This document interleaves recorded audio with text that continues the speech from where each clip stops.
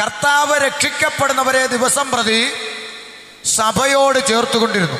ഒന്നുകൂടെ പറയാം, കർത്താവ് രക്ഷിക്കപ്പെടുന്നവരെ ദിവസം പ്രതി സഭയോട് ചേർത്തുകൊണ്ടിരുന്നു.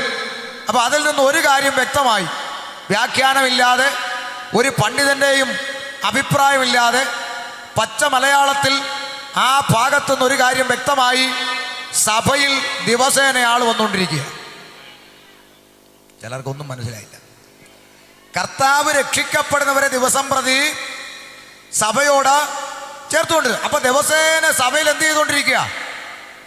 ആള് വന്നുകൊണ്ടിരിക്കുക. അതല്ലേ നാട്ടുകാരെ ഇത്രയും പ്രശ്നം? അല്ലേ വല്ല പ്രശ്നമുണ്ടോ? ആരും വരാതെ നിങ്ങളിരുന്ന് കൂട്ടിയാൽ ഞങ്ങൾക്കൊന്നും ഒരു പ്രശ്നമില്ല. എല്ലാവരും വരുന്നതല്ലേ പ്രശ്നം. ആണ്ട് ഒരു ഷമീർ കൊല്ലം വന്നിരിക്കുന്നു, കൊള്ളാം. ഇങ്ങനെ എത്ര എണ്ണം പോയി? പാസ്റ്റർ ഷമീർ കൊല്ലം മാത്രമല്ല, pastor Siyad Muhammad Kottayam, pastor Naseer Alappuzha, pastor Shahjahan Malappuram, pastor Ismail Wayanad, pastor Nasser Muhammad Palakkad, pastor Naushad, അങ്ങനെ തുടങ്ങിയ ഞാനിപ്പോൾ ഇവിടെ പേര് പറഞ്ഞ 1.5 മണിക്കൂർ പോകും. കിട്ടുന്നില്ല, സ്വത്രമൊന്നുമില്ല. പിന്നെ ഗോപാലകൃഷ്ണൻ, നാരായണൻകുട്ടി, അനിൽകുമാർ, എത്ര എണ്ണം. അപ്പൊ ഇതെല്ലാം ഡെയിലി എന്ത് ചെയ്യുക? സഭയിൽ വന്നുകൊണ്ടിരിക്കുക എന്നാ വേദപുസ്തകത്തിൽ വായിച്ചു കേട്ടത് അല്ലേ? അപ്പൊ സഭയിൽ ദിവസേന ആള് വന്നുകൊണ്ടിരിക്കുക. പക്ഷെ ഒരു കാര്യം ശ്രദ്ധിക്കണം, ഈ സഭയിൽ ആളെ കൊണ്ടുവരുന്ന ആരാ? ഇവർ കേട്ടില്ല. ഒന്നുകൂടെ വായിച്ചോടാ ആ ഭാഗം.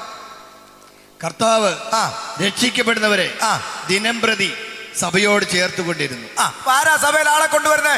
കർത്താവ്. ഉറക്കെ പറയണം, എല്ലാവരും പറയണം. കർത്താവ് അല്ലേ? പിന്നെ ഉപദേശിയെ തല്ലിയിട്ട് വല്ല കാര്യം ഉണ്ടോടോ? സഭയിൽ ആളെ കൊണ്ടുവരുന്നത് കർത്താവാ. ഉപദേശിയെ തല്ലിയാൽ വല്ല കാര്യമുണ്ടോ? ഉപദേശിയെ തല്ലിയ ഉപദേശി ആശുപത്രിയിലാകും, കർത്താവ് പിന്നെയും ആളെ കൊണ്ടുവന്നുകൊണ്ടിരിക്കും, സഭ പിന്നെയും വളർന്നുകൊണ്ടിരിക്കും. അതല്ലയോ തല്ലിയെടുത്തെല്ലാം സഭ വളർന്ന്. അപ്പൊ ഈ പരിപാടി ഒന്ന് അവസാനിപ്പിക്കണമെങ്കിൽ കൊണ്ടുവരുന്ന ആ കെട്ട് 2 കൊടുക്കണം. ആരാ കൊണ്ടുവരുന്നേ? കർത്താവ്. കിട്ടുമെങ്കിൽ കിട്ടുന്നതും മേടിച്ചോണം. അടപെട്ടുന്നില്ല.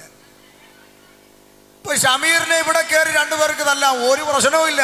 തിരിച്ചു തല്ലുന്നതൊക്കെ 13 വർഷം മുമ്പായിരുന്നു, ഇപ്പൊ തല്ലത്തില്ല. അവൻ അപ്പോ എന്നെ തല്ലിയുകൊണ്ട് നാളെ യോഗം നടക്കത്തില്ലേ? നാളെ യോഗം നടക്കും. ആളൊന്നും മാറുമെന്നുള്ളൂ. ഷമീറിന് പകരം ചെയ്യാതെ വരും, ഇത്രേ ഉള്ളൂ. ഇങ്ങനെ യോഗം നടന്നുകൊണ്ടേയിരിക്കുന്നു, സഭ വളർന്നുകൊണ്ടേയിരിക്കുന്നു, അതിനിയും തുടർന്നുകൊണ്ടേയിരിക്കുന്നു. എൻ്റെ ചിന്ത അതല്ല. കർത്താവ് ആരെയാ സഭയോട് ചേർക്കുന്നത്? ഉറക്കെ പറ. രക്ഷിക്കപ്പെടുന്നവരെ കർത്താവ് ദിനം പ്രതി സഭയോട് ചേർക്കുന്നു. രക്ഷപ്പെടാൻ വരുന്നവരെ അല്ല. ഏതാ? കർത്താവ് സഭയെ ചേർക്കുന്നത് ആരെയാ? രക്ഷപ്പെടാൻ വരുന്നവരെ അല്ല, രക്ഷിക്കപ്പെടുന്നവരെയാ. കാരണം ഇന്ന് രക്ഷപ്പെടാൻ വേണ്ടി ആരും പെന്തിക്കോസി വരരുത്. ചിലരൊക്കെ പറയുന്ന ഒരു നാട്ടുഭാഷ ഞാൻ കേൾക്കാറുണ്ട്, ഇടി നീ ഇപ്പൊ പെന്തിക്കോസിലാണോ? ഓ രക്ഷപ്പെട്ടല്ലോ. എന്താ കാര്യം? ഇനിയിപ്പം വെച്ചടി കേറ്റവാ, വെച്ചിടിയ. കേൾക്കുന്നുണ്ടോ? രക്തബന്ധങ്ങളും പോയി, സ്വന്തക്കാര് പോയി, നല്ലൊരു കല്യാണം വന്നാൽ അത് വിളിക്കുന്ന പരിപാടി പോയി കേട്ടോ, സിനിമാ തിയേറ്ററിൽ പോകുന്ന പോയി, അങ്ങനെ ഉള്ള കാര്യങ്ങളെല്ലാം പോയി. ഇതെല്ലാം കഴിഞ്ഞ് ഉള്ള ഓഹരി കിട്ടാനുള്ള അതും പോയി. എല്ലാം കളഞ്ഞേച്ച് പെന്തിക്കോസി വന്നത് രക്ഷപ്പെടാനല്ല, രക്ഷിക്കപ്പെടാൻ. എന്നാൽ ഇന്ന് പെന്തക്കോസ്തിനകത്തും പലരുടെയും ചിന്ത എല്ലായിടത്തും പോയി രക്ഷപ്പെട്ടില്ല, ഇനി ഇവിടെയും കൂടെ ഒന്ന് പോയി നോക്കാൻ രക്ഷപ്പെടുമോ എന്ന്. അതിനൊത്തുള്ള ചില പ്രസംഗകരും കൂടെ അങ്ങോട്ട് കയറിയാൽ സംഗതി എല്ലാം കുശാലായി. 2 വീട് ഞാൻ കാണുന്നു, 3 കാറ് ഞാൻ കാണുന്നു, ഒരു പട്ടി പണം ആത്മാവിൽ വരുന്നത് ഞാൻ കാണുന്നു. എന്നാൽ ഇന്ന് ഇതിനകത്തിരിക്കുന്നവർ പ്രാരംഭത്തിൽ ഒരു കാര്യം തിരിച്ചറിഞ്ഞ് കണ്ണു തുറന്ന് ബോധം വേണം. എന്താണെന്നറിയാമോ? ഒരു പെട്ടി പണവും 2 വീടും 2 കാറും ഞാൻ ആത്മാവിൽ കാണുന്നു എന്ന് ഒരു മനുഷ്യൻ പോലും പറയാനില്ലാതിരുന്നൊരു കാലത്ത് കയ്യിലുള്ള വീടും കയ്യിലുള്ള കാറും കളഞ്ഞ് രക്തബന്ധങ്ങളെ ഉപേക്ഷിച്ച് കെട്ടുതാലി പൊട്ടിച്ച് ഒരു കൂട്ടം പിതാക്കന്മാര് പെന്തിക്കോസി തുള്ളാനിറങ്ങിയത് എന്തിനായിരുന്നു? മറുപടി പറയണം. നമ്മുടെയൊക്കെ അനുഗ്രഹം ഇതാണല്ലോ, 2 വീടും 2 കാറും ഇതുപോലുള്ളതൊക്കെ ആണല്ലോ. പണ്ട് അപ്പച്ചന്മാര് വലിച്ചപ്പന്നും ചവറന്നും കണ്ട് വലിച്ചെറിഞ്ഞതൊക്കെ ഇന്ന് നമ്മുടെ തലമുറ കുനിഞ്ഞു പറക്കുക. കാരണം അന്ന് അവർ വലിച്ചെറിഞ്ഞ ചപ്പം ചവറും ഇന്ന് നമുക്ക് വാഗ്ദത്തമാണ് അല്ലേ? എന്നാൽ ഈ വാഗ്ദത്വം ഒന്നും ആരും പറയാനോ കിക്കിളിപ്പെടുത്താനോ സുഖിപ്പിക്കാനോ ഒന്നും ഇല്ലാതിരുന്ന കാലത്ത് ആകെ കൂടെ കയ്യിലുണ്ടായിരുന്ന ഒരു വീടും ആകെ കയ്യിലുണ്ടായിരുന്ന വണ്ടിയും ആകെ ഉണ്ടായിരുന്ന ബന്ധുക്കളെയും എല്ലാം വിട്ട് പെന്തിക്കോസ് പുന്തുക്കോസ് പന്തക്കോസ് അല്ല കുറവന്മാരും പൊലയന്മാരും കൊട്ടുന്ന കൂട്ടത്തി അവൾ തുള്ളാൻ പോയെന്ന് എൻ്റെ കുഞ്ഞുനാള് ഞാൻ കേട്ടതാ. ഇത് വെറുതെ ഒന്നും പറയുന്നതല്ല. അങ്ങനെ പലരും പറയുന്ന ഈ കൂട്ടത്തിൽ പോയി കൊട്ടാനിറങ്ങിയെന്നൊക്കെ ആക്ഷേപം കേട്ട് പരിഹാസം കേട്ട് ഒരു കൂട്ടം പിതാക്കന്മാര് വില കൊടുത്തു തുള്ളാനിറങ്ങിയത് എന്തിനാ? Praise the Lord. അത് രക്ഷപ്പെടാനല്ലടൂ, രക്ഷിക്കപ്പെടുക. എന്താ ഈ രക്ഷിക്കപ്പെടുക? തിരുവനന്തപുരം ഭാഗത്തൊരിക്കൽ പാരമ്പര്യം പറഞ്ഞൊരു അച്ചായൻ എൻ്റെ മുമ്പിൽ ഇരുന്ന് അങ്ങ് വാല് ചുരുട്ടുക. വലിയ പാരമ്പര്യം. ഷമീറിന് എത്ര പാരമ്പര്യമുണ്ട് എന്നാ വന്നേ? 2002. ഓ അത്രേ ഉള്ളൂ. ഞങ്ങളൊക്കെ ജനിച്ചത് ക്രിസ്ത്യാനിയാന്നും പറഞ്ഞ് ആ വാലൊക്കെ അങ്ങ് പുള്ളി അങ്ങ് ചുരുട്ടുക. പാരമ്പര്യത്തിൻ്റെ വാലേ പുള്ളി അങ്ങ് ചുരുട്ടിയിരുന്നപ്പോൾ ഞാൻ ചോദിച്ചു, അച്ഛാ രക്ഷിക്കപ്പെട്ടിട്ട് എത്ര നാളായി? പുള്ളി ചോദിക്കുക എന്തര്? ഞാൻ ചോദിച്ചു രക്ഷിക്കപ്പെട്ടിട്ട് എത്ര നാളായെന്ന്. അന്തര് അന്തരെന്ന്. ഇനി പാവത്തിന് മനസ്സിലായില്ല എന്ന് തോന്നി ചോദ്യം ഒന്ന് മാറ്റി ചോദിച്ചു, അച്ചായൻ രക്ഷിക്കപ്പെട്ടതാണോ? ഓ നേരത്തെ ഇച്ചിരി ബുദ്ധിമുട്ടുകളൊക്കെ ഉണ്ടായിരുന്നു, ഇപ്പൊ രക്ഷപ്പെട്ട് നിൽക്കുക കേട്ടാന്ന്. നേരത്തെ ഇച്ചിരി ബുദ്ധിമുട്ടുകളൊക്കെ ഉണ്ടായിരുന്നു, ഇപ്പൊ രക്ഷപ്പെട്ട് നിൽക്കുക കേട്ടാൻ. രക്ഷിക്കപ്പെട്ടോ എന്ന് ചോദിച്ചപ്പോൾ രക്ഷപ്പെട്ട കഥയാ പറയുന്നത്. ഇന്നും ഇതിനകത്തും പലതും രക്ഷിക്കപ്പെട്ടതൊന്നും അല്ലെന്ന്. അതുകൊണ്ടല്ലേ മലയാള മനോരമയിലും മാതൃഭൂമിയിലും പല്ലിങ്കിരിച്ചുകൊണ്ടിരിക്കുന്നതൊക്കെ രക്ഷിക്കപ്പെടാത്തതാ, നമുക്കൂടെ നാണക്കേടുണ്ടാക്കാം. മനസ്സിലാക്കുന്നുണ്ടോ? അപ്പൊ രക്ഷിക്കപ്പെട്ടതേതാ രക്ഷപ്പെട്ടതേതാ എന്നൊക്കെ നമ്മളൊന്ന് തിരിച്ചറിയണം, പിന്നാലെ വിശദീകരിക്കാം. അങ്ങനെ കർത്താവ് രക്ഷിക്കപ്പെടുന്നവരെ ദിവസം പ്രതി സഭയോട് ചേർത്തുകൊണ്ടിരുന്നു. എൻ്റെ ചിന്ത അതുമല്ല. എൻ്റെ ചിന്ത മൂന്നാമത്തതാ. ഏത്? കർത്താവ് രക്ഷിക്കപ്പെടുന്നവരെ ദിവസം പ്രതി എന്ത് ചെയ്തു? ഉറക്കെ പറ. സഭയോട് ചേർത്തുകൊണ്ടിരുന്നു. അപ്പൊ ഏതാണ് ഈ സഭ? ഇതാ ഇന്ന് രാത്രി എൻ്റെ ചിന്ത. ഏതാ ഈ സഭ? ചിലർ പറയുന്നു ഞങ്ങൾ പറയുന്ന ആ ശരി, വേറെ ചിലർ പറയുന്നു ഞങ്ങൾ പറയുന്ന ആ ശരി. ഞങ്ങളുടെ പള്ളിയൊക്കെ എത്ര വർഷം മുമ്പുണ്ടായിരുന്ന തോമാസ് ലീഗ വന്ന് പണ്ട് കുറ്റിയടിച്ചതിൻ്റെ എന്നൊക്കെ പറയാൻ ഞാൻ കേട്ടിട്ടുണ്ട്. എന്നതുപോലെ പലരും പറയുന്നു ഞങ്ങളുടേതാ ശരി. ഇതിലേതാ ശരി? ഇന്നു വരെ ഞാൻ പഠിച്ചതിൻ്റെ അടിസ്ഥാനത്തിൽ ശരി ഒന്നേ ഉള്ളൂ, അത് ദൈവത്തിൻ്റെ വചനം. വേറൊരു ശരിയില്ല. ഒരു ശരി ഉണ്ടെങ്കിൽ അത് ദൈവത്തിൻ്റെ വചനം. ഈ വചനപ്രകാരം ദൈവത്തിന് ഭൂമിയിൽ ഒരു സഭയുണ്ടോ? ഉണ്ടെങ്കിൽ ഏതാണ് ആ സഭ? അത് ചിന്തിച്ചു തീരുമ്പോൾ വാക്കുകൾക്ക് വിരാമം കുറിക്കും. സന്തോഷത്തോടെ കർത്താവിനെ സ്തുതിച്ച് ഹല്ലേലൂയ. ഡോക്ടർമാരുടെ ഭാഷയിൽ ഇന്ന് പ്രസംഗിക്കാൻ പാടില്ലെന്ന്. ചിക്കൻ ബോക്സ് വന്ന് കിടന്നിട്ട് കുറച്ച് ദിവസം കഴിഞ്ഞ് ചാടി എഴുന്നേറ്റ് തൊണ്ട കീറാൻ ഇറങ്ങി തൊണ്ടയ്ക്കകത്ത് ഒന്നും ഉണങ്ങിയിട്ടില്ല. ഡോക്ടർമാർ പറഞ്ഞു 14 ദിവസം ഫോൺ പോലും അറ്റൻഡ് ചെയ്യാതിരുന്നാൽ ഇനിയും പ്രസംഗിക്കാം, ഇല്ലെങ്കിൽ തൊണ്ട പോക്കാന്നാണ്. നമ്മുടെ ഡോക്ടർ ഉയരത്തിലുണ്ട്. ഹല്ലേലൂയ. ആമേൻ. ശ്രദ്ധിച്ച് കേൾക്കണേ. ആമേൻ. അപ്പോൾ അതുകൊണ്ട് അപ്പം ഞാൻ ഇത് പറയുമ്പം ചിലരുടെയൊക്കെ അകത്തൊരു ചോദ്യം വരും, ഇവിടെ കുറുന്തോട്ടിക്ക് വാദം വരുമെന്ന്. ഞങ്ങളൊക്കെ സുഖമില്ലേ പാസ്റ്റർമാരുടെ അടുത്ത് കൊണ്ടുപോയി പ്രാർത്ഥിക്കുന്നത്. അപ്പോൾ പാസ്റ്റർമാർക്ക് ഇങ്ങനെ അങ്ങനെ ചില തെറ്റിദ്ധാരണകളുണ്ട്, പിന്നാലെ തിരുത്താം, അവിടെ നിൽക്കട്ടെ. അപ്പോൾ സംഗതി, എൻ്റെ പേരിവിടെ പരിചയപ്പെടുത്തിയതുപോലെ ഷമീർ എന്നാണ്. സ്വദേശം കൊല്ലം ജില്ല. അതുകൊണ്ടാണ് ഈ പേരിൻ്റെ അറ്റത്ത് ഈ കൊല്ലം കിടക്കുന്നത്. ഞാനിപ്പോൾ അതെല്ലായിടത്തും എടുത്തു പറയും. കാരണം കഴിഞ്ഞ ഒരു 4-4.5 മാസം അമേരിക്കയിൽ ശുശ്രൂഷയ്ക്ക് പോയി. അതിൻ്റെ ക്ഷീണം ഇതുവരെ തീർന്നിട്ടില്ല കേട്ടോ. അതുകൊണ്ട് ഞാൻ ഇൻ്റർനാഷണൽ പ്രസംഗകനായെന്നൊന്നും ആരും വിചാരിക്കരുത്. ഇന്നലെ രാവിലെ 10 മണി തൊട്ട് വൈകിട്ട് 5 മണി വരെ കണ്ണൂർ ജില്ലയിലെ കവലയിൽ പരസ്യവും പ്രസംഗിച്ചിട്ടാണ് ഇവിടെ നിൽക്കുന്നത്. അപ്പം അതുകൊണ്ട് ഇൻ്റർനാഷണൽ പ്രസംഗമൊന്നും അല്ല. പക്ഷെ അങ്ങ് പോയതിൻ്റെ ക്ഷീണം ഇതുവരെ തീർന്നിട്ടില്ല. അപ്പം ഏതായാലും അവിടെ ചെന്ന ഒരു ദിവസത്തെ കൺവെൻഷൻ കഴിഞ്ഞ് പിറ്റേ ദിവസം ചെന്നപ്പോൾ ഒരു അമ്മച്ചി എന്നെ കൺവെൻഷന് വന്നു. അപ്പോൾ ഒരു ആൻറ്റി കൈക്ക് പിടിച്ച് അമ്മച്ചി കൊണ്ടുവന്നിട്ട് എൻ്റെ അടുത്ത് വന്നിട്ട് ചോദിച്ചു, ഇതാരാന്നറിയാവോ? ഉടനെ അമ്മച്ചി പറഞ്ഞു, ഇങ്ങനെ നോക്കി, ഇന്നലെ പ്രസംഗിച്ച കൊല്ലനല്ലയോ എന്ന്. ആൻറ്റി ചോദിച്ചു, കൊല്ലനോ? ഇന്നലെ ഷമീർ കൊല്ലൻ എന്ന് പറഞ്ഞു കേട്ടു. അത് കൊല്ലനല്ല, കൊല്ലം. അപ്പോൾ കൊല്ലം ജില്ലയിൽ ഒരു പാരമ്പര്യ മുസ്ലിം കുടുംബത്തിൽ ജനിച്ചു വളർത്തപ്പെട്ടു. 2002 വരെ പഠിച്ച ചിട്ടകളും പാരമ്പര്യവും അനുസരിച്ച് ജീവിച്ചു. എൻ്റെ വീട്ടിൽ ബാപ്പയും ഉമ്മയും 2 പെങ്ങന്മാരും, വല്യുമ്മ, ഞങ്ങളുടെ ഭാഷയിൽ മൂത്തുമ്മ എന്ന് വിളിക്കും. ഈ വല്യുമ്മായി അടങ്ങുന്നതാണ് എൻ്റെ കുടുംബം. എന്നാൽ എൻ്റെ പിതാവ് ഒഴികെ, ബാപ്പയൊഴികെ ഞങ്ങൾക്കെല്ലാവർക്കും 2002 ദൈവത്തിൻ്റെ മക്കളായി തീരുവാൻ കർത്താവ് ഭാഗ്യം നൽകി. 2002 തൊട്ട് ചിലർ പറഞ്ഞു, യോ നിന്നെ വിടത്തില്ലടോ, നിന്നെ കീറിക്കളയോന്ന്. ആര് കീറാൻ? 13 വർഷമായി ഇവിടെ നിൽക്കുക. അവിടെ കീറണമെങ്കിൽ മോളിൽ ഇരിക്കുന്നു വിചാരിക്കുന്നു. പലരും കീറാൻ നോക്കിയിട്ട് കീറിപ്പോയി, ഒന്നുമില്ലെന്ന്.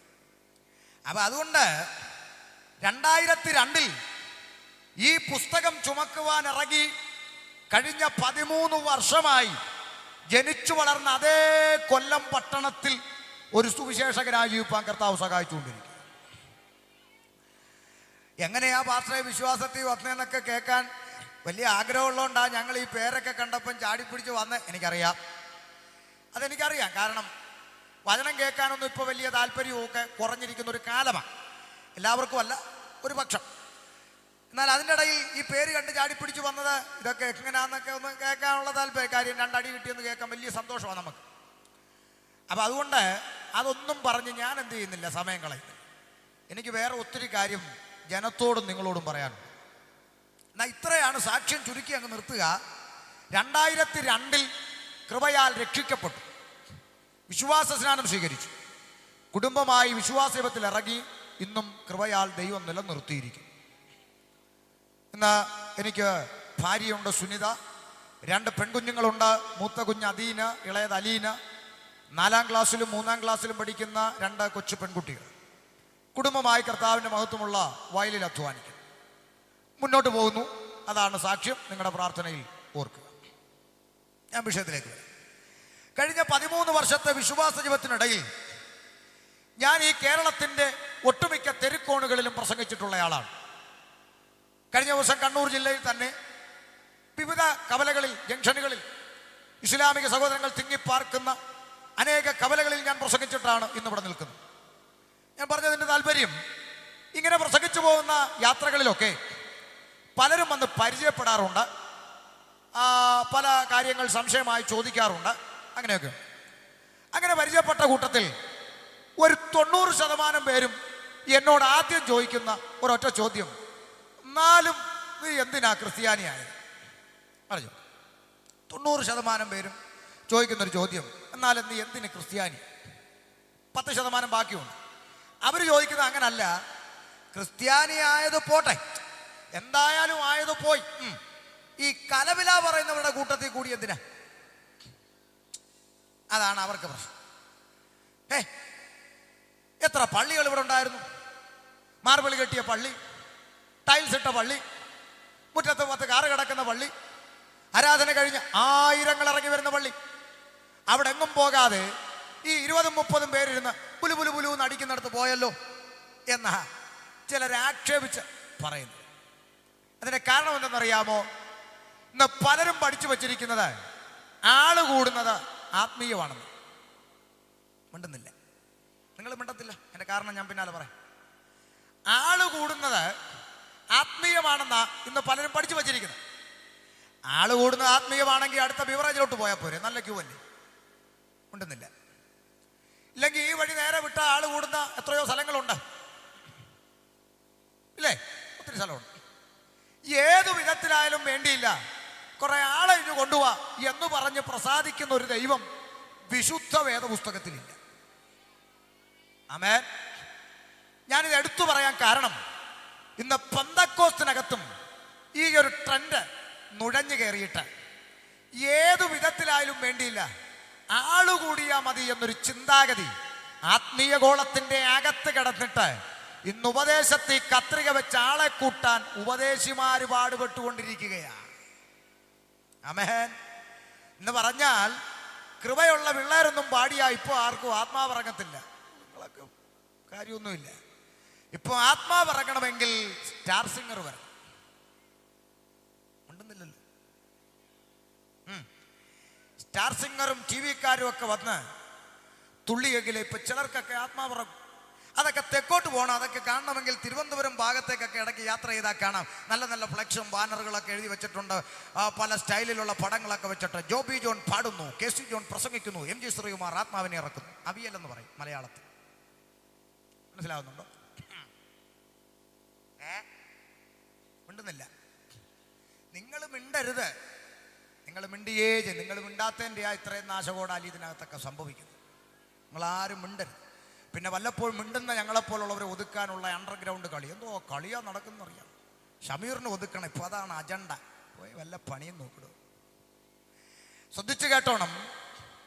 ആള് കൂടുന്നത് ആത്മീയമാണെന്ന് ചിന്തിച്ച് യാഗം കഴിച്ച് നിയമം ചെയ്ത വിശുദ്ധന്മാരുടെ പുൽപ്പിറ്റിൽ അക്രമത്തിനും അഴിമതിക്കും കള്ളപ്പണത്തിനും കുഴൽക്കേസിനുമൊക്കെ പേര് കേട്ട ചീഞ്ഞളിഞ്ഞ് നാറുന്ന രാഷ്ട്രീയക്കാരെ പിടിച്ച് യാഗം കഴിച്ച് നിയമം ചെയ്ത വിശുദ്ധന്മാരുടെ പുൽപ്പിറ്റിൽ കയറ്റി പൊന്നാടയണിയിക്കുന്ന പുതിയ ട്രെൻഡ്.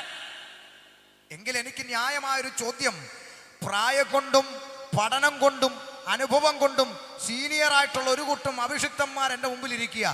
നിങ്ങൾ എനിക്കൊരു മറുപടി പറഞ്ഞു തരണം ഈ ചിന്തയിൽ. എന്തെന്നറിയാമോ? ഈ തരത്തിലുള്ള യാഗം കഴിച്ചു നിയമം ചെയ്ത വിശുദ്ധന്മാരുടെ പുൽപ്പിറ്റിൽ അശുദ്ധനും കൂടെ കയറി ഇരുന്നിട്ട് ആ പുൽപ്പിറ്റിനകത്ത് ദൈവ സാന്നിധ്യം ഇങ്ങോട്ടിറങ്ങി വരും എങ്കിൽ, ശ്രദ്ധിച്ചു കേട്ടോണം, ഇങ്ങോട്ടിറങ്ങി വരും എങ്കിൽ ഇവിടെ ഇരിക്കുന്ന ഇത്രയും പേരെ ആ ദൈവം ഇരിക്കുന്ന സ്ഥലത്ത് അങ്ങോട്ടും കൊണ്ടിരുത്തിക്കൂടെ? പിന്നെന്തിനാ ഈ രക്ഷയും സ്നാനവും ഒക്കെ? നിങ്ങൾ ആരും ഉണ്ടത്തില്ല. ആമേ, കേൾക്കുന്നുണ്ടോ? അപ്പൊ ഇങ്ങോട്ടിറങ്ങും, അങ്ങോട്ട് എടുക്കണമെങ്കിൽ ഇവരൊക്കെ സ്നാനപ്പെടണം. കാര്യം അത് ദൈവം പരിശുദ്ധിയിൽ വസിക്കുന്ന ദൈവമാണ്. അപ്പൊ ഇങ്ങോട്ടിറങ്ങി വരുമ്പം ദൈവം അശുദ്ധി വസിക്കൂ. നിങ്ങളാരും മിണ്ടത്തില്ല. നിങ്ങളെ മിണ്ടത്തില്ലല്ലോ, എനിക്കറിയാലോ മിണ്ടത്തില്ല. അതുകൊണ്ടല്ലേ മിണ്ടാൻ കാക്കാമാരെ ഇറക്കിക്കൊണ്ടിരിക്കുന്നത്. കേൾക്കുന്നുണ്ട്? അപ്പൊ അതുകൊണ്ട് ഏതു വിധത്തിലായാലും വേണ്ടിയില്ലാന്നേ ഇനി ആള് കൂടട്ടെ എന്നുള്ളൊരു ചിന്താഗതി, ആള് കൂടുവാൻ പ്രമാണം വിട്ട് പിതാക്കന്മാരുടെ അതിര് നീക്കിക്കളഞ്ഞ് ചില അയവുകളൊക്കെ വരുത്തി ഇപ്പൊ പള്ളി നിറയ്ക്കാൻ ശ്രമിക്കുന്നെങ്കിൽ കുറിച്ചിട്ടോ, ആൾക്കൂട്ടത്തിൽ പ്രസാദിക്കുന്ന ഒരു ദൈവം വിശുദ്ധ വേദ പുസ്തകത്തിൽ ഇല്ലവേ ഇല്ല. ആമേൻ. കേൾക്കുന്നുണ്ടോ? ഇപ്പൊ ചിലർ നമ്മളിപ്പോ എല്ലാ കാര്യവും അങ്ങനെ ഇപ്പൊ എല്ലാവരും ചെയ്യുന്നില്ലയോ? നിങ്ങൾ ഇവിടെ കിടന്നുകൊണ്ട് ഇങ്ങനെ ആക്കിയോണ്ട് ദൈവം മോളി ഇരുന്നുകൊണ്ട് ഇങ്ങനൊന്നും ആക്കത്തില്ല. അങ്ങനെ ആരും ചിന്തിക്കണ്ട. തമ്പുരാന്റെ പ്രമാണത്തിൽ നിന്ന് ആകാശം മാറിയാലും ഭൂമി ഒഴിഞ്ഞു പോയാലും വള്ളി പുള്ളി കാലത്തിനനുസരിച്ച് മാറ്റം വരുത്തുന്ന ഒരു ഉപദേശം വിശുദ്ധ വേദപുസ്തകത്തിൽ ഇല്ല തന്നെ. ആമേൻ. അതുകൊണ്ട് ഈ പരിപാടിയൊക്കെ അവസാനിപ്പിച്ചു. കൃപയുള്ള കുഞ്ഞുങ്ങളൊക്കെ പാടി ഇറങ്ങുന്ന ആത്മാവ് മതി കേട്ടോ. ആത്മീയ സ്തോത്രം. കണ്ടതിനും കേട്ട വേദപുസ്തകത്തിലൊരു പാട്ടുകാരനുണ്ട്, അങ്ങേരുടെ പേര് ദാവീദ് എന്ന, അല്ലേ വെച്ചാൽ അങ്ങേരെ ഒരു തീരുമാനം, കുറവും കുറ്റമൊക്കെ പുള്ളിക്ക് ഒത്തിരി ഉണ്ട്, പക്ഷെ അങ്ങേരെ ഒരു തീരുമാനമെടുത്തു. 16:4 ഏതാ? അന്യദേവന്റെ നാമം ഞാൻ എൻ്റെ നാവിൽ എടുക്കുക. അതാ ദൈവത്തിന്റെ പാട്ടുകാരൻ. അത് കുറവും കുറ്റമൊക്കെ ഒത്തിരി ഉണ്ടെങ്കിലും അതാ ദൈവത്തിന്റെ പാട്ടുകാരൻ. അങ്ങനെ അല്ല, കണ്ടതിനും കേട്ടനും എല്ലാം പാടി നടക്കുന്നതിനെ പിടിച്ച് ദൈവസഭയുടെ പുൽപ്പിറ്റെ കയറ്റി യേശുവേ എന്നൊക്കെ വിളിച്ച എന്താണ്ട് ഇറങ്ങുമെന്ന ഒരു പിണ്ണാക്ക് ഇറങ്ങത്തില്ല. അല്ലെങ്കിൽ പുസ്തകത്തെയും തെളിയിക്കാൻ തൻ്റെ ഉള്ള ഒരു പ്രസംഗം കഴിഞ്ഞു വാ, ഇന്ന് വീട്ടിൽ പോയാലും ഇവിടെ ഇരിക്കാം, തെളിയിക്കണം, പുസ്തകം കൊണ്ടുവരണം, ഞാൻ തിരിച്ച് അങ്ങോട്ട് ചോദിക്കുന്നതിന് മറുപടിയും തരണം. ഉണ്ടെന്നില്ല. കണ്ണൊന്നും ഉരുട്ടണ്ട, ബൈബിൾ കോളേജ് പഠിച്ചിട്ടില്ലെന്നേ ഉള്ളൂ, വായിച്ച് പഠിച്ചിട്ടുണ്ട്. അതുകൊണ്ടാണ് ഇത് തുറക്കാത്ത. ഇവിടെ കുറിപ്പും നോട്ടും ഒന്നുമില്ല. കേൾക്കുന്നുണ്ടോ? അപ്പൊ അതുകൊണ്ട് ഏതു വിധത്തിലും ആളുകൂടിയാൽ പ്രസാദിക്കുന്ന ദൈവം വിശുദ്ധ വേദപുസ്തകത്തിൽ ഇല്ല. അന്ന് തിരിച്ചറിയണം. അതിന് തെളിവുണ്ടോ ഉപദേശം എന്നൊക്കെ വേണേൽ വാദത്തിൽ ചോദിക്കാൻ തെളിവുണ്ട്. ഉൽപ്പത്തി തൊട്ട് അങ്ങോട്ട് പഠിച്ചേ. ഉൽപ്പത്തി തൊട്ട് ദൈവത്തിന്റെ ന്യായവിധിയാകുന്ന ജലപ്രളയം ലോകത്തിലേക്ക് ഇറങ്ങി വന്നപ്പോൾ ജലപ്രളയമാകുന്ന ന്യായവിധിയിൽ അഴുകി ഒഴുകി ഒലിച്ചു പോയത് 1 അല്ല 2 അല്ല 3 അല്ല 4 അല്ല 5 അല്ല 10 അല്ല 1000 അല്ല 10000 അല്ല, ലക്ഷക്കണക്കിന് ജനങ്ങൾ ഭൂരിപക്ഷം ഒലിച്ചുപോയി. ന്യായവിധിയിൽ ഒലിച്ചുപോയ ഭൂരിപക്ഷത്തെ കുറിച്ച് ഓർത്ത് അയ്യോ പോയല്ലോ എന്ന് പറഞ്ഞ് തലേ കൈവച്ച് കരഞ്ഞൊരു ദൈവം വിശുദ്ധ വേദപുസ്തകത്തിൽ കണ്ടിട്ടില്ല. മറിച്ച് പ്രമാണത്തിൽ നിൽക്കാൻ മനസ്സുള്ള, പറഞ്ഞതനുസരിക്കാൻ മനസ്സുള്ള, പെട്ടകം ഉണ്ടാക്കണമെന്ന് പറഞ്ഞാൽ ഉണ്ടാക്കാൻ മനസ്സുള്ള, ഇറങ്ങി പ്രസംഗിക്കണമെന്ന് പറഞ്ഞാൽ പ്രസംഗിക്കാൻ മനസ്സുള്ള വെറും 8 ഒറ്റയക്കം. 10 ആയെങ്കിൽ 2 അക്കമെങ്കിലും ആയില്ല അമ്മാമേ, ആയില്ലെന്ന്. ഒറ്റയക്കം വെറും 8. ആ 8 എണ്ണത്തിൽ പ്രസാദിച്ച ദൈവത്തെയാ ഷമീർ വിശുദ്ധ വേദപുസ്തകത്തിൽ കണ്ടത്. അങ്ങനെ ലിയോച്ച പുറപ്പാട് പഠിക്ക, അങ്ങോട്ട് പഠിക്ക, പുറപ്പാട് പഠിക്ക. യഹോവയുടെ അരുളപ്പാട് പ്രാപിപ്പാൻ മലയിൽ കയറിപ്പോയ മോശ മല ഇറങ്ങി വരുമ്പോൾ ഭൂരിപക്ഷം ഉണ്ടോ കൂടെ? ഒറ്റയ്ക്ക്. പക്ഷെ കയ്യിൽ പ്രമാണമുണ്ട്, അല്ലേ? അത് മുറുകെ പിടിച്ചിട്ടുണ്ട്. പ്രമാണം കൊണ്ട് മലയിറക്കി വരുന്ന മോശ ഒറ്റയ്ക്ക്. എന്നാ മലയുടെ അടിവാരത്ത് വന്ന് നോക്കിയപ്പോൾ അവിടെ ഒരു ഭൂരിപക്ഷം ആൾക്കൂട്ടം തുള്ളി മറിയ. അയ്യോ എന്നാ മറിയൊക്കെ, അയ്യോ ഭയങ്കര തുള്ളിയൊന്നും മറിയ പെരുപ്പിക്കുക. ഇപ്പോഴത്തെ പിള്ളേരുടെ ഭാഷ പറഞ്ഞാൽ പ്രൈസ് ആൻഡ് വർഷിപ്പ് നടക്കുക. അവിടെ അങ്ങോട്ട് പോകരുത്. ഇപ്പൊ അങ്ങനെ ചില ഇറങ്ങിയിട്ടുണ്ട്, പ്രൈസ് ആൻഡ് വർഷിപ്പ്. ഇപ്പം അത് മാറി. ഞാനിങ്ങനെ പലയിടത്ത് പ്രസംഗിച്ചായിരിക്കും മാറി. അവരിപ്പം നോൺ സ്റ്റോപ്പ് വർഷിപ്പ് വന്നു. തിരുവനന്തപുരത്ത് ഒരു ബോർഡ് വെച്ചേക്കാം 101 മണിക്കൂർ നോൺ സ്റ്റോപ്പ്. ധാരാളം 101 മണിക്കൂർ ആത്മാവിനെ ഇറക്കുന്ന കൗതുകമല്ലേ. തലയെത്തിച്ച് അകത്തോട്ടൊത്ത് നോക്കിയപ്പോഴോ മുട്ടനാടിൻ്റെ താടി പോലെ ഒരു കഷണം ചുണ്ടത്ത്, ദോശക്കല്ലേ മാവ് വരത്തിയ പോലെ ഉച്ചിയിലിച്ചിരി മുടി, പല കോലത്തിൽ രൂപത്തിൽ നിന്നേച്ച് ഗിറ്റാർ അടിച്ച് വരിപ്പിച്ച് ആത്മാവിനെ ഇറക്കി പാടുക. നിന്റെ രൂപവും ഭാവവും എന്നിലാകട്ടെ എന്ന് പറഞ്ഞ യേശു ഈ കോലമായിരുന്നു. കാര്യം ആ രൂപം ഭാവമാണല്ലോ ഇത്. ഉണ്ടെന്നില്ല, ഉണ്ടരുതെന്ന് ഞാൻ മിണ്ടിക്കോളാം, നിങ്ങൾ പ്രാർത്ഥിച്ചുകൊണ്ടിരുന്നാൽ മതി. ആമേൻ, സ്തോത്രം. കേൾക്കുന്നുണ്ടോ? ഞാൻ ഇതൊക്കെ പറയുമ്പോൾ ചിലരൊക്കെ ഉള്ളം കടിച്ചിട്ട് IPC-ലല്ലയോ വിലക്ക് വരും. പോടോ വിലക്ക്. ഇവിടുത്തെ കവലയെ പ്രസംഗിക്കാൻ ഒരു PC-യുടെയും അനുവാദം വേണ്ട, മനസ്സിലായോ? അതൊക്കെ കയ്യെ വെച്ചിരുന്ന അതൊക്കെ ആൾ വേറെയാ. ശ്രദ്ധിച്ചു കേട്ടോണം. അടുത്ത വേദി ഉണ്ടാക്കിയിട്ട് വെച്ച് പോകുന്ന പ്രസംഗനല്ല ഞാൻ. എന്നെ വിളിക്കുന്നവൻ ഒന്നുകിൽ മാനസാന്തരപ്പെടും, അല്ലെങ്കിൽ ഇന്ന് വിളിച്ചേരിക്കട്ടെ, അറിഞ്ഞോ അറിയാതെ ഇനി മേല വിളിച്ചേക്കരും തീരുമാനം. രണ്ടിലൊന്നും സംഭവിക്കണം. രണ്ടിലൊന്നേ സംഭവിക്കാവൂ.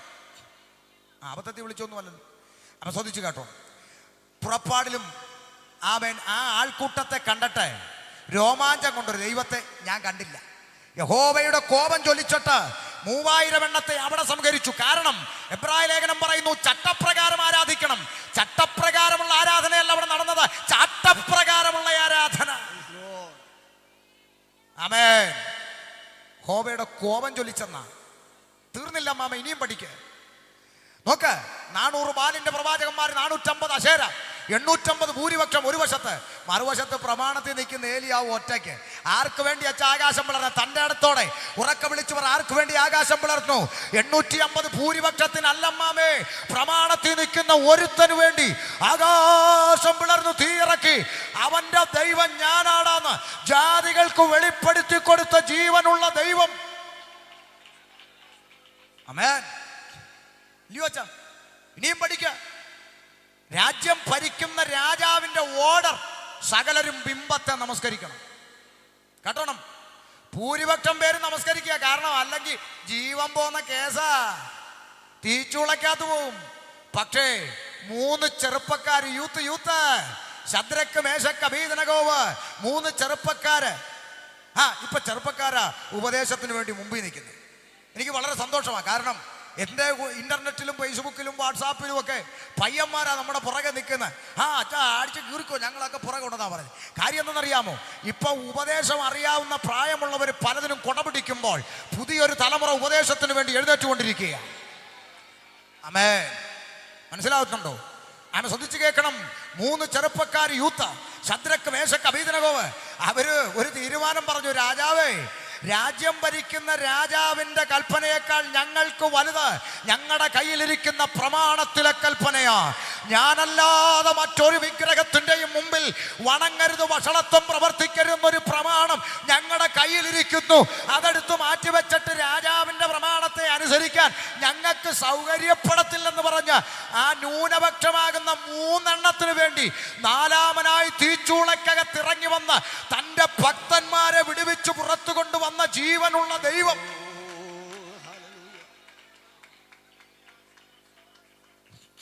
അല്ല, എനിക്ക് അറിയാൻ മേലാഞ്ഞ് ചോദിക്കുക, നിങ്ങളുടെയൊക്കെ പുസ്തകത്തിലും ഇങ്ങനെയൊക്കെ തന്നെ അല്ലേ?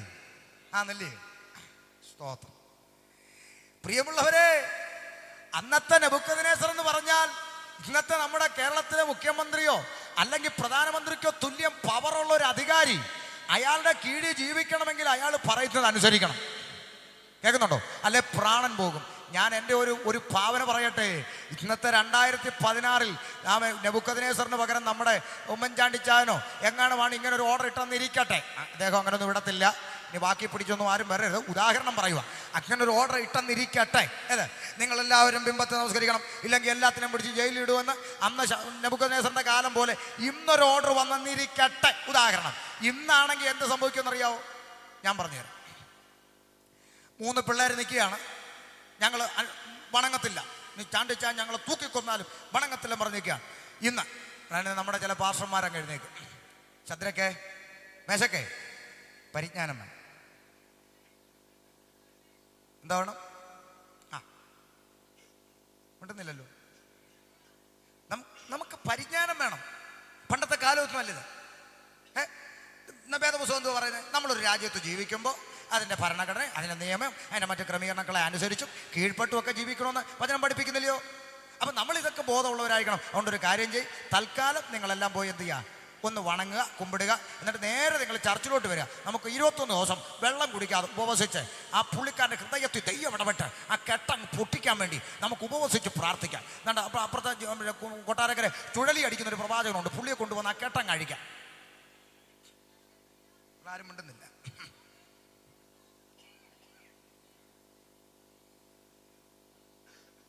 പരിജ്ഞാനം വേണം, അല്ല തൊഴിലുറപ്പിനും പോകേണ്ടതൊക്കെ പാട്ടന്മാരെന്നും പറഞ്ഞു കയറിയിരിക്കുക. ഇവിടെ ദൈവത്തിന്റെ കൽപ്പനയേക്കാൾ വലുതല്ല. അങ്ങനെങ്കിൽ വെല്ലുവിളിച്ചൊരു ചോദ്യം ഞാൻ തിരിച്ചു ചോദിക്കാം. ഭൂലോകമൊക്കെ ഈ സകല സൃഷ്ടിയോടും സുവിശേഷം പറയണമെന്ന് പ്രമാണം കയ്യിലിരിക്കുക. നാളെ ഇന്ത്യ മഹാരാജ്യത്തിൽ ഓർഡർ വരിക, സുവിശേഷം എന്ന വാക്ക് മുഴങ്ങരുത്. എന്ത് ചെയ്യും? ഭരണഘടന കീഴ്പ്പെടും. പരിജ്ഞാനം വേണം, മിണ്ടാതിരിക്കുമോ? പിന്നെന്തിനാ വേല? പ്രാണൻ പോകാൻ തയ്യാറായിട്ടും നിറവയറോടെ നിൽക്കുന്ന ഗർഭിണിയായ അമ്മമാരുടെ പള്ളക്കകത്ത് കത്തികേറ്റിയിട്ടും പച്ചജീവനോടെ പെട്രോൾ ഒഴിച്ചു കൊളുത്തിയിട്ടും വടക്കേ ഇന്ത്യയുടെ ഗ്രാമങ്ങളിൽ പ്രാണനാഥനെ തള്ളിപ്പറയാതെ ഈ പുസ്തകത്തിന് വേണ്ടി വില കൊടുത്തു നിൽക്കുന്ന ഒരു കൂട്ടം ജനം ഈ കേരളത്തിന്റെ മറ്റു വിവിധ സംസ്ഥാനങ്ങളിലുണ്ട്. ഒരു പനി വന്നാൽ കാണുന്നില്ലേ, കേൾക്കുന്നില്ലേ എന്ന് ചോദിക്കുന്ന നീ അല്ല വിശ്വാസി. നോക്ക്, പ്രാണം കൊടുത്ത് പുസ്തകത്തിന് വേണ്ടി വില കൊടുക്കുവാൻ തയ്യാറായി നിൽക്കുന്ന ഒരു സമൂഹം ചുറ്റിനുമുണ്ട്. വിശ്വാസികളുടെ, സാക്ഷികളുടെ വലിയൊരു സമൂഹം. കണ്ണു തുറന്ന് കാണണം. Praise the Lord. അതുകൊണ്ട് ആളുകൂടെ പ്രസാദിക്കും ദൈവം ഉണ്ടെന്നും പറഞ്ഞ് കാഹളം ധ്വനിക്കാൻ താമസമെങ്കിൽ അടുത്ത ജനറൽ കൺവെൻഷൻ ഉദ്ഘാടനം ചെയ്യാൻ സരിതാ നായരെയും ശാലുമേനോനും ഒക്കെ വിളിക്കുന്ന ഗതിയാ ഈ പോക്ക് പോയാൽ. അങ്ങനെ ഒരു കണ്ടീഷനിലെത്തി നിൽക്കുക. മനസ്സിലാകുന്നുണ്ടോ? അതുകൊണ്ട് ഈ പരിപാടി വെച്ച് കെട്ടണം. ന്യൂനപക്ഷമെങ്കിൽ ന്യൂനപക്ഷം, അച്ഛാ ഒറ്റയ്ക്ക് നിന്നാലും സത്യത്തിന് വേണ്ടി നിൽക്കണം. കഴുത്തറുത്തിട്ടാലും സത്യത്തിന് വേണ്ടി നിൽക്കണം. ഒറ്റയ്ക്ക് മതി, ഒറ്റയ്ക്ക് പുറത്തിറക്കട്ടെ, തള്ളിക്കളയട്ടെ, പ്രമാണത്തിന് വേണ്ടി നിൽക്കണം. അതിനുവേണ്ടി ഒരു കൂട്ടം എഴുതേക്കണം. ഇന്ന് രാത്രി മടങ്ങി വരാം. ചിലർ പറയും, പാസ്റ്ററേ പഴയ നിയമത്തിലെ കാര്യം പറഞ്ഞ് ഞങ്ങളായിട്ട് വരട്ടാതെ പുതിയ. ചിലർക്ക് ഇപ്പോൾ പഴയ നിയമം വലിയ അലർജി ആയിക്കൊണ്ടിരിക്കുക. കാരണം ഈ ഇടയ്ക്ക് ഇപ്പം കുറേ ന്യൂ ജനറേഷൻ എന്നും പറഞ്ഞ് കുറേ ഐറ്റങ്ങൾ അപ്പച്ചന്മാരെ തെറി വിളിച്ചുകൊണ്ട് അരനിക്കറൂട്ടുകൊണ്ട് ഇറങ്ങിയിട്ടുണ്ട്. ഇവന്മാർ പലരും പറയുന്നത് പഴയ നിയമം വേണ്ടാന്ന്, പഴയ നിയമം ചീച്ചിയാന്ന്. അതിനേക്കാളും വലിയ രസം ഈ പഴയ നിയമം വേണ്ടാന്ന് പഠിപ്പിക്കുന്ന ഈ ഐറ്റംസ് ഉണ്ടല്ലോ. ഇവർ ഈ മുമ്പിലിരിക്കുന്ന പിള്ളേരെ ചാടിക്കാൻ പറയുന്ന വാക്ക് ഏതെന്നറിയാമോ? പ്രാപിക്ക് അന്ത്യകാലത്ത് സകല ജഡത്തിന്മേൽ എൻ്റെ ആത്മാവിനെ പകരം. അതാരാ പറഞ്ഞേ? യോവേലാ പറഞ്ഞേ. അതേ നിയമമാണ്, പഴയ നിയമം. പക്ഷെ ഇവന്മാരിത് അപ്പസ്തോല പ്രവൃത്തിയിലേ കണ്ടിട്ടുള്ളത്. അതുകൊണ്ടാണ് പുസ്തകം തുറക്കണ്ടേ. സായിപ്പന്മാരുടെ പ്രസംഗം ഇന്റർനെറ്റിൽ കയറി മലയാളത്തിലാക്കി കേരളത്തിലോട്ട് അടിച്ചുകൊണ്ടിരിക്കുക ഇവന്മാർ. പുസ്തകം തുറക്കൂ. അതുകൊണ്ട് സായിപ്പ് പറയുന്ന വിഡ്ഢിത്തരമെല്ലാം കൂടെ കേരളത്തിൽ അടിച്ചുകൊണ്ടിരിക്കുക. ആ പരിപാടിയൊന്നുമില്ല. പുസ്തകം തുറന്ന് വായിക്കണം. പഴയ നിയമം വേണ്ടോ തെളിയിക്കാനുള്ള വേദി അല്ലാത്തത് കൊണ്ട് ആ ഭാഗം ഞാൻ വിടുക. പുതിയ നിയമത്തിലും ആളെ കൂട്ടുന്ന വകുപ്പ് യേശുവിനുണ്ടായിരുന്നോ എന്നും കൂടെ ചിന്തിച്ച് ഞാൻ കുറിവാക്യത്തിലേക്ക് വരാം. ശ്രദ്ധിക്കണം, അടിസ്ഥാനം വേണമല്ലോ. കാര്യം ഇതിനകത്ത് തുടങ്ങാതെ പുറത്തേക്ക് കൊടുക്കുന്ന ശരിയല്ല. ആദ്യം അകത്ത് കയറിയിട്ട് നമുക്ക് പുറത്തോട്ട് ഇറങ്ങാം. ഞാൻ ഇറങ്ങാൻ പോവാ വെളിയിലോട്ട്. അവിടെ നിൽക്കാം. ശ്രദ്ധിച്ച് കേട്ടോണം. അപ്പോൾ പുതിയ നിയമത്തിലും ഏത് വിധത്തിൽ ആളെ കൂട്ടുന്ന വകുപ്പ് യേശുവിനുണ്ടോ പരിശോധിക്കാം. 5 അപ്പം കൊണ്ട് 5000 പേരെ പോഷിപ്പിച്ച രംഗം എല്ലാവർക്കും ഓർമ്മയുണ്ട്. അത് ആരും മറക്കാൻ ഇടയുള്ള രംഗമല്ലല്ലോ. അപ്പോൾ 5 അപ്പം കൊണ്ട് 5000 പേരെ പോഷിപ്പിച്ച അനന്തരം യേശു എവിടെ കയറിപ്പോയി? പ്രാർത്ഥിപ്പാൻ മലയിൽ കയറിപ്പോയി അല്ലേ? ശിഷ്യന്മാരെല്ലാം കൂടെ തപ്പി നടക്കുക, കാണുന്നില്ല. അവസാനം തപ്പി പുള്ളി കണ്ടുപിടിച്ചു, യേശുവിനെ കണ്ടുപിടിച്ചിട്ട് ഒരു ചോദ്യം ചോദിച്ചു, നീ എവിടെയായിരുന്നു? ഞങ്ങൾ നിന്നെ അന്വേഷിച്ചു അല്ലേ? കർത്താവ് വിചാരിച്ചു സ്നേഹം കൊണ്ടങ്ങാണ്ട് തിരക്കി വന്നയാൾ. കർത്താവ് ചോദിച്ചു, എന്താ കാര്യം? എന്താ പിന്നെ ഇവർ പറയാ, മരുഭൂമിയിലും മോശ ഞങ്ങളുടെ പിതാക്കന്മാർക്കെല്ലാം അപ്പോൾ ഇറച്ചിയൊക്കെ കൊടുത്തായിരുന്നു, മന്ന എന്ന് പറഞ്ഞാൽ നേരത്തെ തന്ന പോലെ ഇങ്ങോട്ട് തരാമെങ്കിൽ കൂടെ വരാമെന്ന്. അപ്പൊ കർത്താവിന് മനസ്സിലായി തിന്നാൻ ഇറങ്ങിയ ഐറ്റങ്ങളാണ്. അതുകൊണ്ട് കർത്താവ് ഉപദേശം ഒന്ന് മാറ്റിപ്പിടിച്ചു. കേട്ടോണം, നിങ്ങൾ ഭൗതികമായ അപ്പം അന്വേഷിക്കുന്നു, ഞാനോ സ്വർഗത്തിൽ നിന്നിറങ്ങി വന്ന ജീവന്റെ അപ്പമാണ്. എന്നെ തിന്നുന്നവൻ എൻ മൂലം ജീവിക്കും. തീർന്നില്ല. ആകാശത്തിലെ പറവകൾക്ക് കൂടും, കുറുനരിക്ക് കുഴിയുമുണ്ട്, മനുഷ്യപുത്രന് ഭൂമിയിൽ തലചായ്പാൻ ഇടവില്ല എന്ന് പറഞ്ഞാൽ എൻ്റെ പിറകെ ഇറങ്ങുന്നവന് കിടക്കാൻ പോലും ചിലപ്പം ഇടം കിട്ടത്തില്ലെന്നാ യേശുവിൻ്റെ തിയറി. പക്ഷേ ഇവിടെ കുങ്കും മങ്കും ഒക്കെ പറയുന്നു ഇത് അനുഗ്രഹത്തിന്റെ ഒഴുക്ക, സൈക്കിളെ വാടാ, കാറേ പോടാ. അങ്ങനെ ഒരു വകുപ്പൊന്നും പുസ്തകത്തെ ഇല്ല കേട്ടോ. അങ്ങനെ പറഞ്ഞവരല്ല ഇപ്പോഴും കാറിലൊക്കെ ആയി, അണികളൊക്കെ ഇപ്പോഴും സൈക്കിളെ തന്നെ. അതുകൊണ്ട് ആ പരിപാടിയൊന്നും പുസ്തകത്തിലില്ല. കർത്താവിൻ്റെ പിന്നാലെ ഇറങ്ങുന്നത് ഇച്ചിരി കഷ്ടവും നിന്നയും പരിഹാസവും ഉപദ്രവവും ഒക്കെ സഹിച്ച് ഒരു കൂട്ടം പിതാക്കന്മാർ വില കൊടുത്തു. അതിൻ്റെ ഫലമാണ് ഇന്ന് സന്തോഷത്തോടെ ഇരുന്ന് കൊട്ടുന്ന പുതിയ പെന്തക്കോസ്ത്. വിശദീകരിക്കുന്നില്ല, അറിയാമല്ലോ. ഒത്തിരി പറഞ്ഞാൽ പിന്നെ ചിലരുടെ മുഖവും കറക്കും. ഇപ്പോഴേ പലരും കടന്നൽ കുത്തി പോലെ ഇരിക്കുക. ഇവിടെ ഇരിക്കട്ടെ, ശ്രദ്ധിച്ച് കേട്ടോണം. ആമേൻ. ആ നിലയിൽ ആമേൻ നോക്ക്, കർത്താവ് കൊണ്ട് പറഞ്ഞു തുടങ്ങി, എൻ്റെ നിമിത്തം, സുവിശേഷ നിമിത്തം അപ്പനെയോ അമ്മയോ വീടോ വസ്തുവോ നിലങ്ങളെയോ മക്കളെയോ സ്വന്തം പ്രാണനെ കൂടെ പകയ്ക്കാതിരിക്കുന്നവന് എൻ്റെ ശിഷ്യനായിരിക്കാൻ കഴിയില്ല. പറഞ്ഞു തിരിഞ്ഞു നോക്കി, 5000 പോയി, മിച്ചം 12. യേശുവിൻ്റെ പ്രസംഗത്തിൽ ആളെ കൂട്ടുകയല്ല, യേശു ഉപദേശം പറഞ്ഞപ്പോൾ ഉള്ളതും കൂടെ പോയി. ശ്രദ്ധിച്ച് കേട്ടോണേ. ആ രംഗം എൻ്റെ ഭാവനയിൽ ഞാനൊന്ന് പറയാൻ പോവാം. വേണമെങ്കിൽ എടുത്താൽ മതി, വേണ്ടെങ്കിൽ കളഞ്ഞേരെ, ഭാവനയല്ലോ. ശ്രദ്ധിച്ച് കേട്ടോണം. യേശു പറഞ്ഞു, എൻ്റെ നിമിത്തം, സുവിശേഷ നിമിത്തം അപ്പനെയോ അമ്മയോ വീടോ വസ്തുവോ നിലങ്ങളെയോ മക്കളെയോ സ്വന്തം പ്രാണനെ കൂടെ വിടാതിരിക്കുന്നവന് എൻ്റെ ശിഷ്യനായിരിക്കാൻ കഴിയില്ല. നോക്കി, മിച്ചം 12. ഭാവന പറയാൻ പോവാ. കർത്താവ് ചോദിക്കുക, അയ്യോ എല്ലാവരും പോയോ? എന്തിയേ? ശിഷ്യന്മാര് എല്ലാവരും പോയി. എന്താ പോയെ? പിന്നെ ഒരു മര്യാദക്കൊക്കെ പറയണ്ടേ? അല്ല, എല്ലാം വേണം, മര്യാദയ്ക്ക് പറ. അപ്പനെ വിടണം, അമ്മയെ വിടണം, വസ്തു വിടണം, നിലങ്ങൾ വിടണം. വസ്തുവൊക്കെ വെപ്പിക്കാൻ എത്ര സർവേക്കല്ല് തോണ്ടിയാന്ന് കർത്താവിനറിയാവോ? അതും പോട്ടെ, സഹോദരങ്ങൾ വിടണം, സഹോദരങ്ങൾ വിടണമെന്ന് നിങ്ങൾ പറയുന്ന കേട്ട് സഹോദരങ്ങളെയൊക്കെ വിട്ട് തുള്ളാൻ ഇറങ്ങാൻ ഒക്കുവോ? കൊച്ചിന് ഫീസ് കൊടുക്കുന്ന കുഞ്ഞമ്മയാ. ഞങ്ങൾ ഇതൊക്കെ വിട്ടയച്ച് തുള്ളാൻ ഇറങ്ങിയാൽ പിന്നെ ഇതൊക്കെ എങ്ങനെ കൊടുക്കുക? അതുകൊണ്ട് എല്ലാം വേണം, മര്യാദക്കൊക്കെ പറ. കൂടപ്പുറപ്പുകളെയൊക്കെ വിട്ട് ചാടി വരണമെന്ന് പറഞ്ഞ മിണ്ടുന്നില്ല. എന്നോടും പലരും പറയുന്ന ഇതാ, എല്ലാം വേണം, ഇത്തിരി കുറയ്ക്കണം. സ്വപ്നത്തില് ശ്രദ്ധിക്കണേ. ഇത് പറഞ്ഞു പോയപ്പോ പോകുന്നതിന് മുമ്പ് അവരൊരു വാക്കും കൂടെ അവിടെ പറഞ്ഞേച്ചാ പോയത്. ഇത് കഠിന വാക്ക്. യേശുവിന്റെ പ്രസംഗത്തെ കുറിച്ചാ പറഞ്ഞേ, കഠിന വാക്ക്. കർത്താവ് പറഞ്ഞ കഠിന ഉപദേശം കേട്ട് ഇത് ചുമക്കാൻ മനസ്സുള്ളവൻ പുറകെ ഇറങ്ങിയാൽ മതി, അല്ലാത്തവൻ വേറെ വല്ല പണിക്കും പോക്കണം. മനസ്സിലാവുന്നുണ്ടോ? പുതിയ നിയമത്തിൽ ഉപദേശത്തിൽ കത്രിക വെച്ച് ആളെ കൂട്ടുന്ന വകുപ്പ് യേശുവിനും ഇല്ലായിരുന്നു കുഞ്ഞെ. അതുകൊണ്ട് വചനമെടുത്തൊന്നും ഇതിനെ ആരും ന്യായീകരിക്കാനൊന്നും നോക്കണ്ട. ഈ ന്യൂനപക്ഷങ്ങളെല്ലാം കൂടെ ഭൂരിപക്ഷമായി ആർക്കും എണ്ണിക്കൂടാൻ കഴിയാത്തൊരു അവസരം വരുന്നൊരു രംഗം ഉണ്ട്. അത് വെളിപ്പാടി കിടക്കുക. പിന്നെ അങ്ങുമിഞ്ഞും ചിതറിക്കിടക്കുന്ന ന്യൂനപക്ഷങ്ങളെല്ലാം കൂടെ ഒന്നിച്ചു ചേർന്ന് ആർക്കും എണ്ണിക്കൂടാൻ കഴിയാത്ത ഒരു വലിയ പുരുഷാരമായി കുഞ്ഞാട്ടിന്റെ മുമ്പാകെ നിൽക്കുന്ന ഒരു ദിവസം വരുന്നുണ്ട്. അന്ന് ഭൂരിപക്ഷത്തെ നമുക്ക് പ്രതീക്ഷിക്കാം. ഇന്ന് ദൈവത്തിൻ്റെ പിന്നാലെ ഇറങ്ങുന്ന ന്യൂനപക്ഷം, ദൈവത്തിന് പ്രസാദമുള്ള ജനം മടങ്ങി വരാം. അതുകൊണ്ട് എന്തിനാ ഷമീറെ നീ പെന്തിക്കോസിൽ തുള്ളാൻ ഇറങ്ങി ചോദിച്ചാൽ, ആമേ ശ്രദ്ധിച്ചു കേൾക്കണം. ഒന്നേ ഉള്ളൂ, ഞാൻ ഇന്ന് വീണ് മരിച്ചാൽ അല്ലെങ്കിൽ കാഹളം ധ്വനിച്ചാൽ എൻ്റെ ആത്മാവിന് ഒരു നിത്യജീവൻ ലഭിക്കേണ്ടതിന് ഞാൻ യേശുവിൻ്റെ പിന്നാലെ പോയി. അല്ലാതെ നടുവേന മാറാനും പല്ലുവേന മാറാനും കൊച്ചിനെ കെട്ടിക്കാനും വീട് വെക്കാനും അച്ചാച്ചന് വിസ ശരിയാകാനും കൊട്ടാൻ വന്നതല്ല. കേൾക്കുന്നുണ്ടോ? അപ്പം ഇന്ന് ചിലർ പറയുന്നൊരു കാര്യമുണ്ട്, പാസ്റ്ററെ ഞങ്ങളിപ്പോൾ പെന്തിക്കോസി തുള്ളാനും ഇങ്ങനെ കലവില പറയാനൊന്നും വന്നില്ലേലും ഇന്ന് വരെ ഞാൻ ചോദിച്ചതിനെല്ലാം എൻ്റെ യേശു അപ്പച്ച എനിക്ക് മറുപടി തന്നിട്ടുണ്ട്. ഞാൻ എന്ത് പ്രാർത്ഥിച്ചാലും യേശു അപ്പച്ച എനിക്ക് മറുപടി തരും. എന്നെ ദർശനമൊക്കെ കാണിക്കും. പാസ്റ്ററിന് അറിയാമോ, എന്നെ എല്ലാം നേരത്തെ അറിയിക്കും യേശു. ഇങ്ങനെയൊക്കെ പറയുന്ന ചിലരെ കണ്ടിട്ടുണ്ട്. കുഞ്ഞേ ഭൗതികമായൊരു വിഷയത്തിന് വിടുതൽ കിട്ടി. അതാ ഇവർ പറയുന്നത്. എന്തോ ചോദിച്ചപ്പോൾ കിട്ടി? ഒരു വീട് ചോദിച്ചു, നല്ല വീട്. ഒരു കുടുംബം ചോദിച്ചു, നല്ല കുടുംബം. 2 മക്കളെ ചോദിച്ചു, 5 മക്കളെ തന്നു. ഒരു വീട്, ഒരു കാറ് ചോദിച്ചു, 2 കാറ്. 1 സെന്റ് ഭൂമിക്കാണ് ഞാൻ പ്രാർത്ഥിച്ചു. 1 ഏക്കർ റബ്ബർ എൻ്റെ ദൈവം എനിക്ക് തന്നു. കുഞ്ഞേ, ഭൗതികമായ വിഷയത്തിന് വിടുതൽ കിട്ടിയത് കൊണ്ട് യേശു നിന്റെ കൂടാന്ന് നീ പറയുന്നെങ്കിൽ, യേശു അംബാനിയുടെ വീട്ടിൽ സ്ഥിരതാമസക്കാരനാണെന്ന് സമ്മതിച്ചേച്ചേ പന്തലിന്നിറങ്ങാവും. കാര്യം, നിനക്കൊരു വീടുണ്ടെങ്കിൽ അവന് 10 ഉണ്ട്, നിനക്കൊരു കാറുണ്ടെങ്കിൽ അവന് 50 കാറുണ്ട്. കേൾക്കുന്നുണ്ടോ? അതുകൊണ്ട് ഭൗതികമായ വിഷയത്തിന് വിടുതൽ കിട്ടിയത് കൊണ്ട് യേശു വീടിൻ്റെ നായകനാന്ന് കട്ടളയിലൊന്നും എഴുതി വെച്ച് ആശ്വസിക്കണ്ട. ഭൗതികത്തിനപ്പുറം ഞാൻ ഇന്ന് വീണു മരിച്ചാൽ അല്ലെങ്കിൽ ഈ രാത്രി കാഹളം മുഴക്കി പ്രാണനാഥൻ ഇറക്കി വന്നാൽ ഞാൻ എൻ്റെ ആത്മാവിൻ്റെ നിത്യത എൻ്റെ കർത്താവിനോട് കൂടെ ചെലവഴിക്കുമെന്ന് ഇന്ന് രാത്രി നെഞ്ചി കൈവച്ച് പറയാൻ ഒരു ഉറപ്പി പന്തലിനകത്തു നിന്ന് നീ പ്രാപിച്ചാൽ ഇന്ന് രാത്രി ഷമീർ വിളിച്ചു പറയും, യേശു നിന്റെ കൂടെയോ. കേൾക്കുന്നുണ്ടോ? അതുകൊണ്ട് ഷമീറെ, നീ എന്തിനാ പെന്തിക്കോസിൽ പോയത്? ഒറ്റ മറുപടി. നിത്യതയ്ക്ക് വേണ്ടിയാണ്. ആമേൻ. അതുകൊണ്ട് ആൾക്കൂട്ടം ഒന്നും പറഞ്ഞാരും ഞങ്ങളുടെ പള്ളിയിൽ ഇത്ര. ഒരിക്കൽ ഇന്റർനെറ്റിൽ കൂടെ ഒരു എന്നോട് ചോദിച്ചു, ഒരു ന്യൂ ജനറേഷനാ, അയ്യോയ്യോ.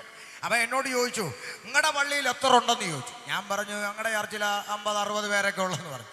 ഉടനെ അവൻ പറഞ്ഞു അങ്ങനെ കൊട്ടിയിരിക്കത്തേ ഉള്ളൂ, ഞങ്ങളുടെ പ്രാർത്ഥനാ സ്ഥലത്തൊന്ന് വന്ന് നോക്കണം, 1000 വന്ന് മറിയാം. ഞാൻ പറഞ്ഞടാ ലഗ്യോൻ 6000 ഉണ്ടായിരുന്നു, ശിഷ്യം 12 ഉള്ളൂ, പോടാന്ന് പറഞ്ഞു. ലഗ്യോൻ 6000 ഉണ്ട്, പന്നിക്കൂട്ടത്തിൽ കയറും, ശിഷ്യം 12 ഉള്ളൂ, പക്ഷെ വചനത്തിൽ നിലനിൽക്കുന്നു എങ്കിൽ നിങ്ങൾ വാസ്തവമായി എൻ്റെ ശിഷ്യന്മാരാ. അപ്പൊ ശിഷ്യന്മാർ 12 മതിയെന്ന്. പന്നികൾ 1000 ഒക്കെ ആയിക്കോട്ടെ, വിഷയമൊന്നുമില്ല, ലഗ്യോൻ 6000 ഉണ്ടല്ലോ. അതുകൊണ്ട് ആൾക്കൂട്ടം ഒന്നും പറഞ്ഞാലും കോളർ പിടിക്കണ്ട. ഇത് പ്രമാണത്തിൽ നിൽക്കുന്ന ന്യൂനപക്ഷമാണ് ദൈവത്തിന്റെ ജനം. മടങ്ങി വരാം. പിന്നെ 2, നീ എന്തിനാ ഈ ബൈബിൾ ചുമക്കുന്നത്?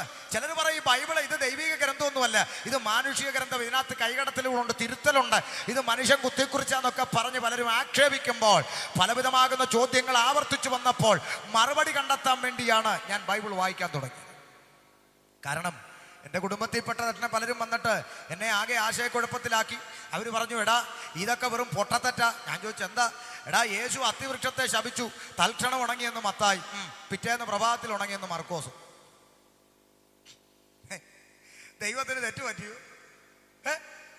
ഉണ്ട്, ചിലർ കണ്ണൊക്കെ തെളിയോ? അങ്ങനെയാണോ?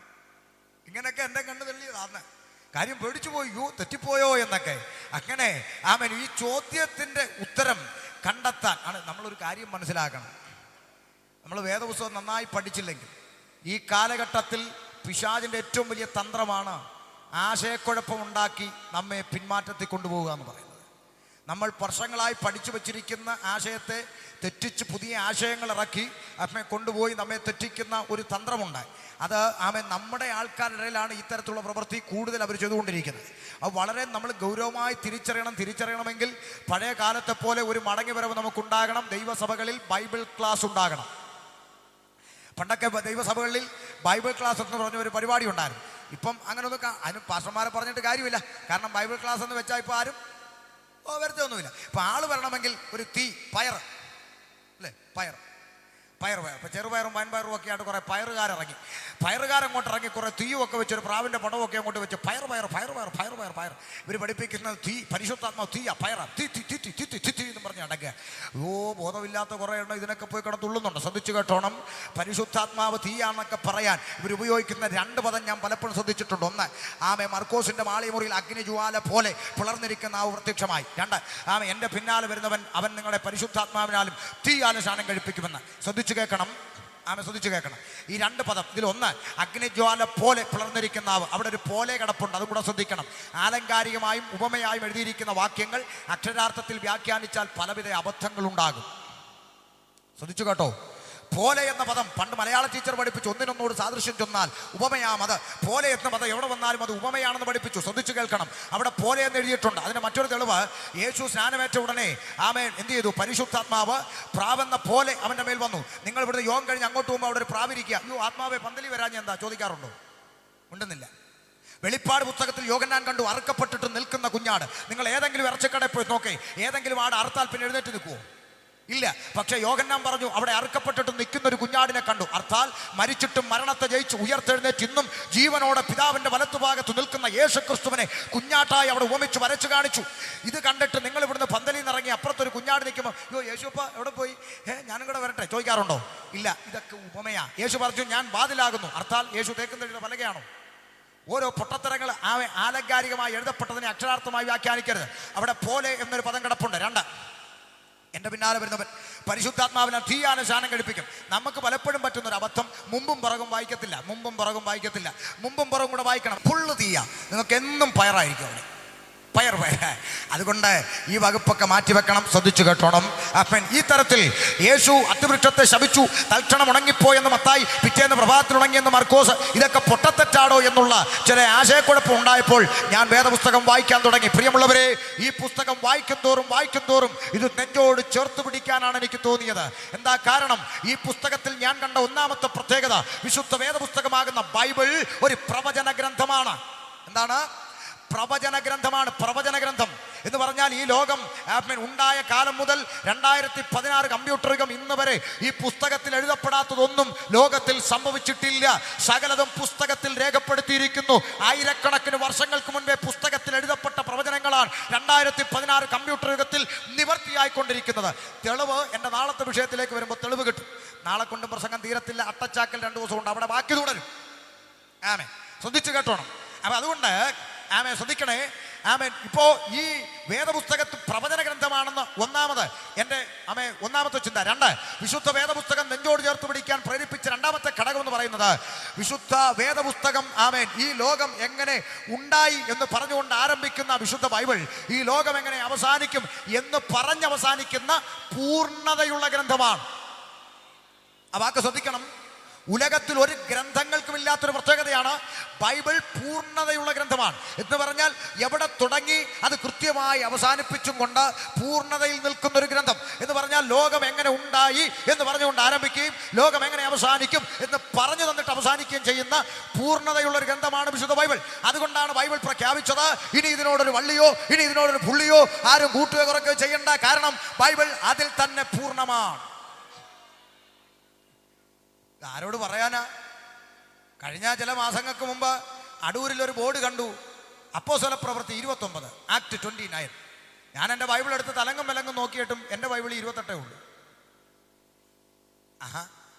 നിങ്ങളുടെ ആരെങ്കിലും ബൈബിൾ 29 ഉണ്ടോ? എനിക്കറിഞ്ഞുകൂടാ. എൻ്റെ കയ്യിലിരിക്കുന്ന ബൈബിൾ ഈ പ്രവൃത്തി 28 ഉള്ളൂ. പക്ഷേ അവിടെയെല്ലാം ഫ്ലെക്സും ബാനറും വെച്ചിരിക്കുന്നു. പയറുകാർ എന്താ ആക്ട് 29 അപ്പോസ്തല പ്രവൃത്തി 29. ആരാ? പയറുകാർ ആത്മാവിൽ പിടിക്കാനിരിക്കുകയാണ്. 28 കൊണ്ട് തീർന്നിട്ടില്ല. 29 ആത്മാവിൽ പിടിക്കാനിരിക്കുകയാണ്. 28 വരെ ഉള്ളതൊന്ന് മര്യാദയ്ക്ക് ചെയ്ത് കാണിക്കും. എന്നിട്ട് 29 വാ. ഇപ്പൊ ചിലരൊക്കെ പേരിൻ്റെ അറ്റത്ത് അപ്പസ്തോലൻ തന്നെ വെച്ചോണ്ടങ്ങ് ഇറങ്ങിയിരിക്കുക. അപ്പസ്തോലൻ തന്നെത്താൻ വെച്ചോണ്ടിറങ്ങിയ ആരാ? അപ്പോസ്തോലൻ.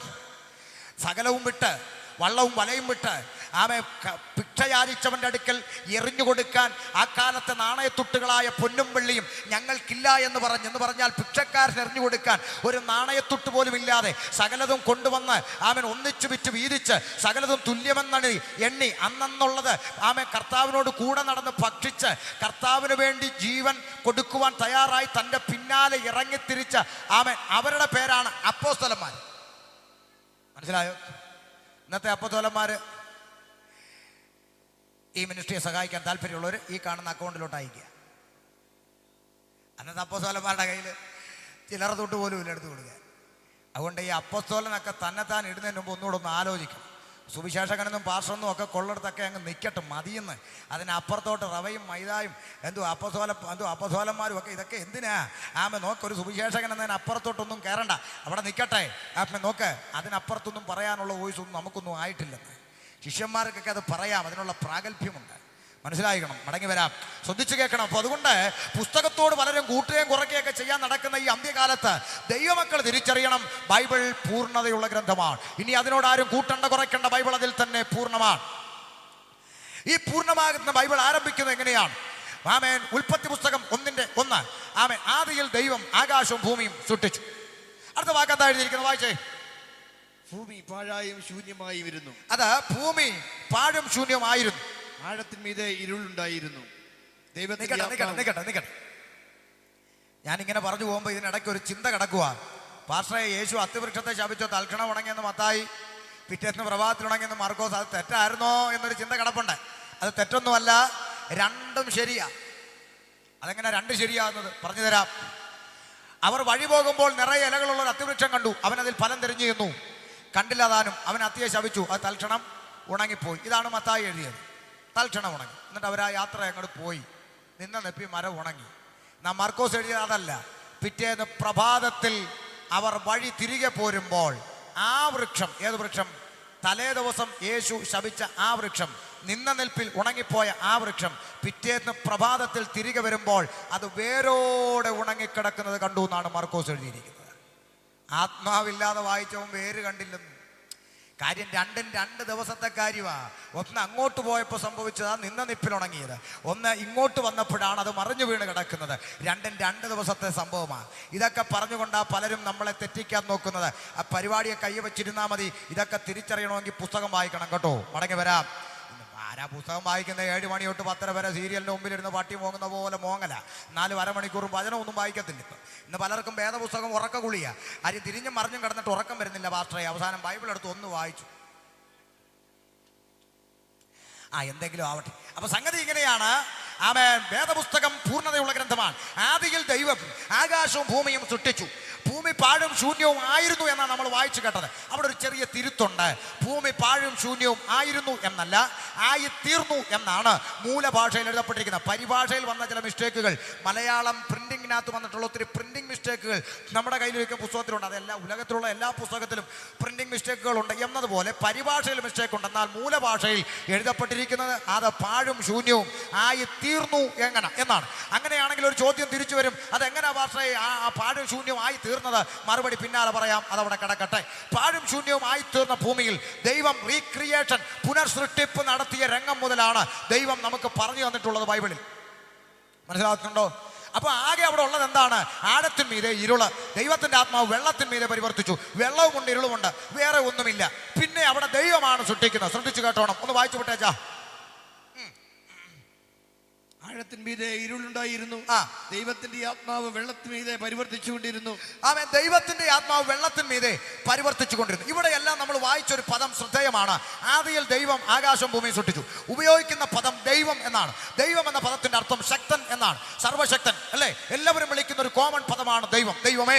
അത് ക്രിസ്ത്യാനി മാത്രമല്ല, മുസൽമാൻ മാത്രമല്ല, ഹൈന്ദവർ മാത്രമല്ല, എല്ലാവരും വിളിക്കുന്ന ഒരു കോമൺ പദമാണ് ദൈവം. എല്ലാവരും വിളിക്കുന്ന പദം, ആർക്കും വിളിക്കാം, പക്ഷേ അതൊരു പേരല്ല. ശ്രദ്ധിക്കണം. എന്നെ ചിലർ വിളിക്കാറുണ്ട് പാസ്റ്റർ എന്ന്. പാസ്റ്റർ എന്നുള്ളത് എൻ്റെ പേരല്ല. എൻ്റെ പേര് ഷമീർ എന്നാണ്. അതൊരു ഔദ്യോഗിക പദവിയാണ് പാസ്റ്റർ എന്നുള്ളത്. എന്നതുപോലെ ദൈവം എന്നുള്ളത് ഒരു പേരല്ല, അതൊരു കോമൺ പദമാണ്. ആർക്കും ഉപയോഗിക്കാവുന്ന ഒരു കോമൺ പദം. അതുകൊണ്ട് എല്ലാവർക്കും ദൈവമുള്ളത് കൊണ്ട് ഞാനിപ്പോൾ ദൈവം എന്ന് പറഞ്ഞാൽ ചിലർ തെറ്റിദ്ധരിക്കും, ഞങ്ങളുടെ ദൈവത്തിൻ്റെ കാര്യമാണോ പറഞ്ഞത് എന്ന് തെറ്റിദ്ധരിക്കാൻ സാധ്യതയുണ്ട്. അതുകൊണ്ട് തെറ്റിദ്ധാരണ ഒഴിവാക്കാൻ ഞാൻ തൽക്കാലം കൂടെ ബൈബിളിലെ ദൈവം എന്ന് പറയാൻ പോവുകയാണ്. എങ്ങനെ? ബൈബിളിലെ ദൈവം. ഈ ദൈവത്തിനൊരു പേരുണ്ട്. എന്താണ് ആ പേര്? ആ പേര് ഞാൻ പറയും. കാരണം ആ പേരെന്ന് ജനം തിരിച്ചറിയുന്നു, അന്ന് അവൻ സൃഷ്ടാവിനെ അറിയും. ഈ ദൈവത്തിനൊരു പേരുണ്ട്. ഉലകത്തെ നിർമ്മിച്ച ഏക സത്യ ദൈവത്തിന് ഒരു പേരുണ്ട്. ആ പേരെന്ന് മനുഷ്യൻ തിരിച്ചറിയുന്നുവോ, അന്ന് അവൻ സൃഷ്ടാവിനെ അറിയും. മടങ്ങി വരാം. തൽക്കാലം ഞാൻ പേര് പറയുന്നില്ല, ആരെങ്കിലും പിണങ്ങിയാലോ. അതുകൊണ്ട് ദൈവം എന്ന് തന്നെ ഇരിക്കട്ടെ. നമ്മുടെ അടയാളത്തിന് വേണ്ടി ബൈബിളിലെ ദൈവം എന്ന് ഞാൻ വിളിക്കാം. അപ്പോൾ ആ വാക്യം ഒന്നുകൂടെ വായിച്ചേ. ദൈവത്തിന്റെ ആത്മാവ് വെള്ളത്തിന്മീതെ പരിവർത്തിച്ചുകൊണ്ടിരുന്നു. അടുത്ത വാക്ക്, വെളിച്ചം ഉണ്ടാകട്ടെ എന്ന് ദൈവം കൽപ്പിച്ചു. വെളിച്ചം ഉണ്ടാകട്ടെ എന്ന് ദൈവം കൽപ്പിച്ചു. വെളിച്ചം ഉണ്ടായി. വെളിച്ചം നല്ലത് എന്ന് ദൈവം കണ്ടു. ദൈവം വെളിച്ചവും ഇരുളും തമ്മിൽ വേർതിരിച്ചു. ദൈവം വെളിച്ചത്തിന് പകൽ എന്നും ഇരുളിന് രാത്രി എന്നും പേരിട്ടു. നിൽക്കട്ടെ. ദൈവം വെളിച്ചത്തിന് പകലെന്നും ഇരുളിന് രാത്രി എന്നും പേരിട്ടു. ആര് പേരിട്ടു? ദൈവം. ദൈവം. ഏത് ദൈവം? ഉറക്കെ പറയാം. ബൈബിളിലെ ദൈവം. ബൈബിളിലെ ദൈവം. ഇനി ഒരു വാദത്തിന് വേണ്ടി ചോദിക്കുക, ഉപദേശിയെ, അപ്പം പിന്നെ നിങ്ങളുടെ ദൈവം വെളിച്ചത്തിന് പകലെന്നും ഇരുട്ടിന് രാത്രി എന്നും പേരിട്ടെന്നല്ലയോ ഇപ്പൊ പറഞ്ഞു? ഈ 2016 കമ്പ്യൂട്ടർ യുഗത്തിൽ ഇന്നും വെളിച്ചത്തിന്റെ പേരെന്താ? പകല്. ഇരുട്ടിന്റെ പേരെന്താ? രാത്രി. ആരാ പേരിട്ടെ? ഏത് ദൈവം? ബൈബിളിലെ ദൈവം. ഒരു വാദത്തിന് വേണ്ടി, ഉപദേശിയെ മോന് തെറ്റി. എന്താ നിങ്ങളുടെ ദൈവം ഇവിടെ വെളിച്ചത്തിന് പകലെന്നും ഇരുട്ടിന് രാത്രി പേരിട്ടില്ലേ? അതിന് 2 ആഴ്ച മുമ്പേ ഞങ്ങൾ ഇട്ടായിരുന്നു. ഫോട്ടോസ്റ്റാറ്റ് കൊണ്ടുവരണം. ഫോട്ടോസ്റ്റാറ്റ് നാളെ രാത്രി വരെ സമയമുണ്ട്. ഈ വേദപുസ്തകമാകുന്ന വിശുദ്ധ ബൈബിൾ പ്രഖ്യാപിക്കുന്നതിന് ആമേൻ 1 മണിക്കൂർ മുമ്പോ 1 മാസം മുമ്പോ 6 മാസം മുമ്പോ പ്രഖ്യാപിച്ചതായി ഐതിഹ്യമല്ലാത്ത, പുരാണമല്ലാത്ത, അമ്മുമ്മ കഥയല്ലാത്ത, ചരിത്രം അംഗീകരിക്കുന്ന ഹിസ്റ്ററിക്കലായിട്ടുള്ളൊരു ഗ്രന്ഥത്തിൽ ഈ ദൈവം വെളിച്ചത്തിന് പകലെന്നും ഇരുളിന് രാത്രി എന്നും പേരിടുന്നതിന് 2 ആഴ്ച മുമ്പേ ഇട്ടതായി ഒരു ഫോട്ടോസ്റ്റാറ്റ് തെളിവ് കൊണ്ടുവന്നാൽ ഇന്ന് രാത്രി ബൈബിൾ താഴെ വെച്ചിട്ട് നാളെ ഷമീർ ഇവിടെ നിന്റെ ദൈവത്തെ പ്രസംഗിക്കും. ആമേൻ. കേൾക്കുന്നുണ്ടോ? കഥയും പുരാണവും ഐതിഹ്യം കൊണ്ടുവരുന്നത് ചരിത്രം അംഗീകരിക്കുന്ന ഹിസ്റ്ററിക്കലായിട്ടുള്ള ഗ്രന്ഥം. അതിൻ്റെ കോപ്പി ആയാലും മതി. കേൾക്കുന്നുണ്ടോ? 13 വർഷമായി ഫോട്ടോസ്റ്റാറ്റ് ചോദിക്കാൻ തുടങ്ങിയിട്ട് കിട്ടിയിട്ടില്ല. ഇവിടെയും ചോദിക്കാം. അമ്മേൻ, ഏതെങ്കിലും ഒരിടത്ത് അങ്ങനെ എഴുതപ്പെട്ടതായി രേഖപ്പെടുത്തിയിട്ടുണ്ടോ? ഏതെങ്കിലും ദൈവം അങ്ങനെ പകലും രാത്രിയും പേരിട്ടതായി എഴുതിയിട്ടുണ്ടെങ്കിൽ കഥയല്ലാത്തത് കൊണ്ടുവരണം. കഥയല്ലാത്തത്. കഥകൾ ഒത്തിരി ഉണ്ട്. പണ്ട് ഞാൻ ചോറുണ്ണാൻ മടി കാണിക്കുമ്പോൾ എൻ്റെ ഉമ്മ എനിക്ക് കഥ പറഞ്ഞു തരാറുണ്ട്. ഒത്തിരി കഥ, എന്തെല്ലാം കഥകളാ. എനിക്ക് ഓർമ്മയുള്ള ഒത്തിരി കഥയുണ്ട്. ഒരു കഥ ഞാൻ പറയാം. അപ്പൂപ്പനും അമ്മമ്മ ഉണ്ടായിരുന്നു. ദോശ തിന്നാൻ മോഹം. വിറകൊടിക്കാൻ കാട്ടിൽ പോയി. പുലിയെ കണ്ട് പേടിച്ചു. ചാരക്കുമ്പാരത്തി വന്നിരുന്നെന്ന്. ബാക്കി പറയാൻ ഒക്കത്തില്ല, നാട്ടുകാർ കേട്ടുകൊണ്ടിരിക്കുക. ഏതായാലും ഈ കഥ കേട്ടുകൊണ്ട് ഞാൻ ചോറുണ്ണുക. വർഷം എത്ര കഴിച്ചെന്ന് എനിക്കുമുണ്ട് 2 കൊച്ചു കുഞ്ഞുങ്ങൾ. ഇവർക്ക് ഞാൻ ഇതേ കഥ തന്നെ പറഞ്ഞു കൊടുക്കുക. പക്ഷേ നമ്മളൊക്കെ പണ്ട് കേട്ട് വിഴുങ്ങിയതുപോലെ ഇന്നത്തെ കുഞ്ഞുങ്ങൾ വിഴുങ്ങുമോ? ആരാ കമ്പ്യൂട്ടർ കുഞ്ഞുങ്ങൾ? ആരാ മക്കള്? ഇപ്പോഴത്തെ പിള്ളേരുടെ കാര്യം വല്ലതും പറഞ്ഞേ ഓർമ്മ വെച്ചാൽ ആദ്യം ചോദിക്കുന്നത് ഞാൻ അങ്ങനെ ഉണ്ടായിരുന്ന അത്തരത്തിലുള്ളൊരു തലമുറയായിപ്പോൾ. ഒന്നും മിണ്ടാനൊക്കത്തില്ല. വല്ലാത്തൊരു തലമുറ അല്ലേ? അങ്ങനെയുള്ള തലമുറയോട് ഈ കഥ പറഞ്ഞു കൊടുത്താൽ അവർ തിരിഞ്ഞിരുന്ന് ആദ്യം ചോദിക്കും, പപ്പ അവിടെ നിൽക്കട്ടെ, ഈ അപ്പൂപ്പനും അമ്മമ്മയും കേരളത്തിൽ ഏത് ജില്ലക്കാരായിരുന്നു? കുഴഞ്ഞു ഉണ്ടായിരുന്നു തിന്നടി. അല്ലെന്ന് അവരേത് കാട്ടിലാ പോയ? പാലോട് വനത്തിലാണോ, മണത്തറ വനത്തിലാണോ, ഇനി എരുമേലി വല്ല വനത്തിലെങ്ങാണോ? ചേട്ടാ മിണ്ടാ. അല്ലെന്ന് അവരേത് പുലിയെ കണ്ടാ പേടിച്ച? കാട്ടിലെ പുലിയാണോ, മ്യൂസിയത്തിലെ പുലിയാണോ, തമിഴന്മാർ റോഡരികിൽ ഉണ്ടാക്കി വെക്കണ ബൊമ്മ പുലിയാണോ? പറ. പിന്നൊരു വടിയും കൂടെ എടുക്കും, മര്യാദയ്ക്ക് തിന്നാൻ പറയും. കാര്യം എന്താ? എത്രയോ വർഷങ്ങളായി പറഞ്ഞു കേൾക്കുന്ന ഒരു കഥയാ. പക്ഷേ ഈ കഥാപാത്രങ്ങൾ ആരെങ്കിലും ഉലകത്തിൽ ജീവിച്ചിരുന്നോ ഇല്ലയോ എന്ന് ചരിത്രത്തിന്റെ കോണുകളിലെങ്ങും യാതൊരു തെളിവുമില്ലാതെ മുത്തശ്ശിക്കഥയായി, അമ്മുമ്മക്കഥയായി, കെട്ടുകഥയായി, ചിത്രകഥയായി ഇന്നും തുടരുമ്പോൾ കുട്ടൂസനെയും ഡാക്കിനിയും മായാവിയും പോലെ കേട്ടുമറന്ന ഒരു പഴങ്കഥയിലെ കഥാപാത്രമല്ല ഇന്ന് രാത്രി ഷമീർ പ്രസംഗിക്കുന്ന ക്രിസ്തു. ചരിത്രത്തിന്റെ മധ്യേ ചരിത്രം സാക്ഷിയായി ചരിത്രത്തെ AD എന്നും BC എന്നും 2ആയി തരംതിരിച്ചുകൊണ്ട് ചരിത്രമധ്യേ നിലനിൽക്കുന്ന ചരിത്രപുരുഷനായ ക്രിസ്തു. തെളിവ് ജാതിമത ഭേദമന്യേ സകല വീട്ടുകാരുടെ ഭിത്തിയിൽ തൂങ്ങിക്കിടക്കുന്ന 2016 മനോരമ കലണ്ടർ ഉണ്ടല്ലോ, അത് വിരൽ ചൂണ്ടുന്നത് ക്രിസ്തു ജീവിച്ചിരുന്നു. കാരണം ക്രിസ്തു വർഷം 2016 നമ്മൾ ജീവിക്കുന്നത്. ഓ അത് ശരി, നിങ്ങള് പ്രസംഗിക്കുന്ന ഈ യേശുവിന്റെ പേരിലാണോടെ ഈ കലണ്ടറൊക്കെ ഉണ്ടായേ? ഓ എന്നാ എൻ്റെ വീട്ടിൽ ഇത് വേണ്ടാന്ന് നാരായണൻ ഇന്ന് വരെ പറഞ്ഞിട്ടില്ല, മമ്മദ് കുട്ടിയും പറഞ്ഞിട്ടില്ല. ഇനി എൻ്റെ പ്രസംഗം കേട്ടെടുത്ത് കത്തിക്കുന്നെങ്കിലേ ഉള്ളൂ. അതുകൊണ്ട് ശ്രദ്ധിക്കണം. ഈ പുസ്തകത്തിലെ ദൈവം വെളിച്ചത്തിന് പകലെന്നും ഇരുളിന് രാത്രി എന്നും പേരിട്ടു. വായിച്ചോട്ടെ താഴോട്ട്. സന്ധ്യയായി ഉഷസായി 1-ാം ദിവസം. ഒരു ദിവസത്തെ സൃഷ്ടിപ്പ് ദൈവം നടത്തി. ആരെ സൃഷ്ടിച്ചില്ല? മനുഷ്യനെ സൃഷ്ടിച്ചില്ല. 2-ാം ദിവസത്തിലേക്ക്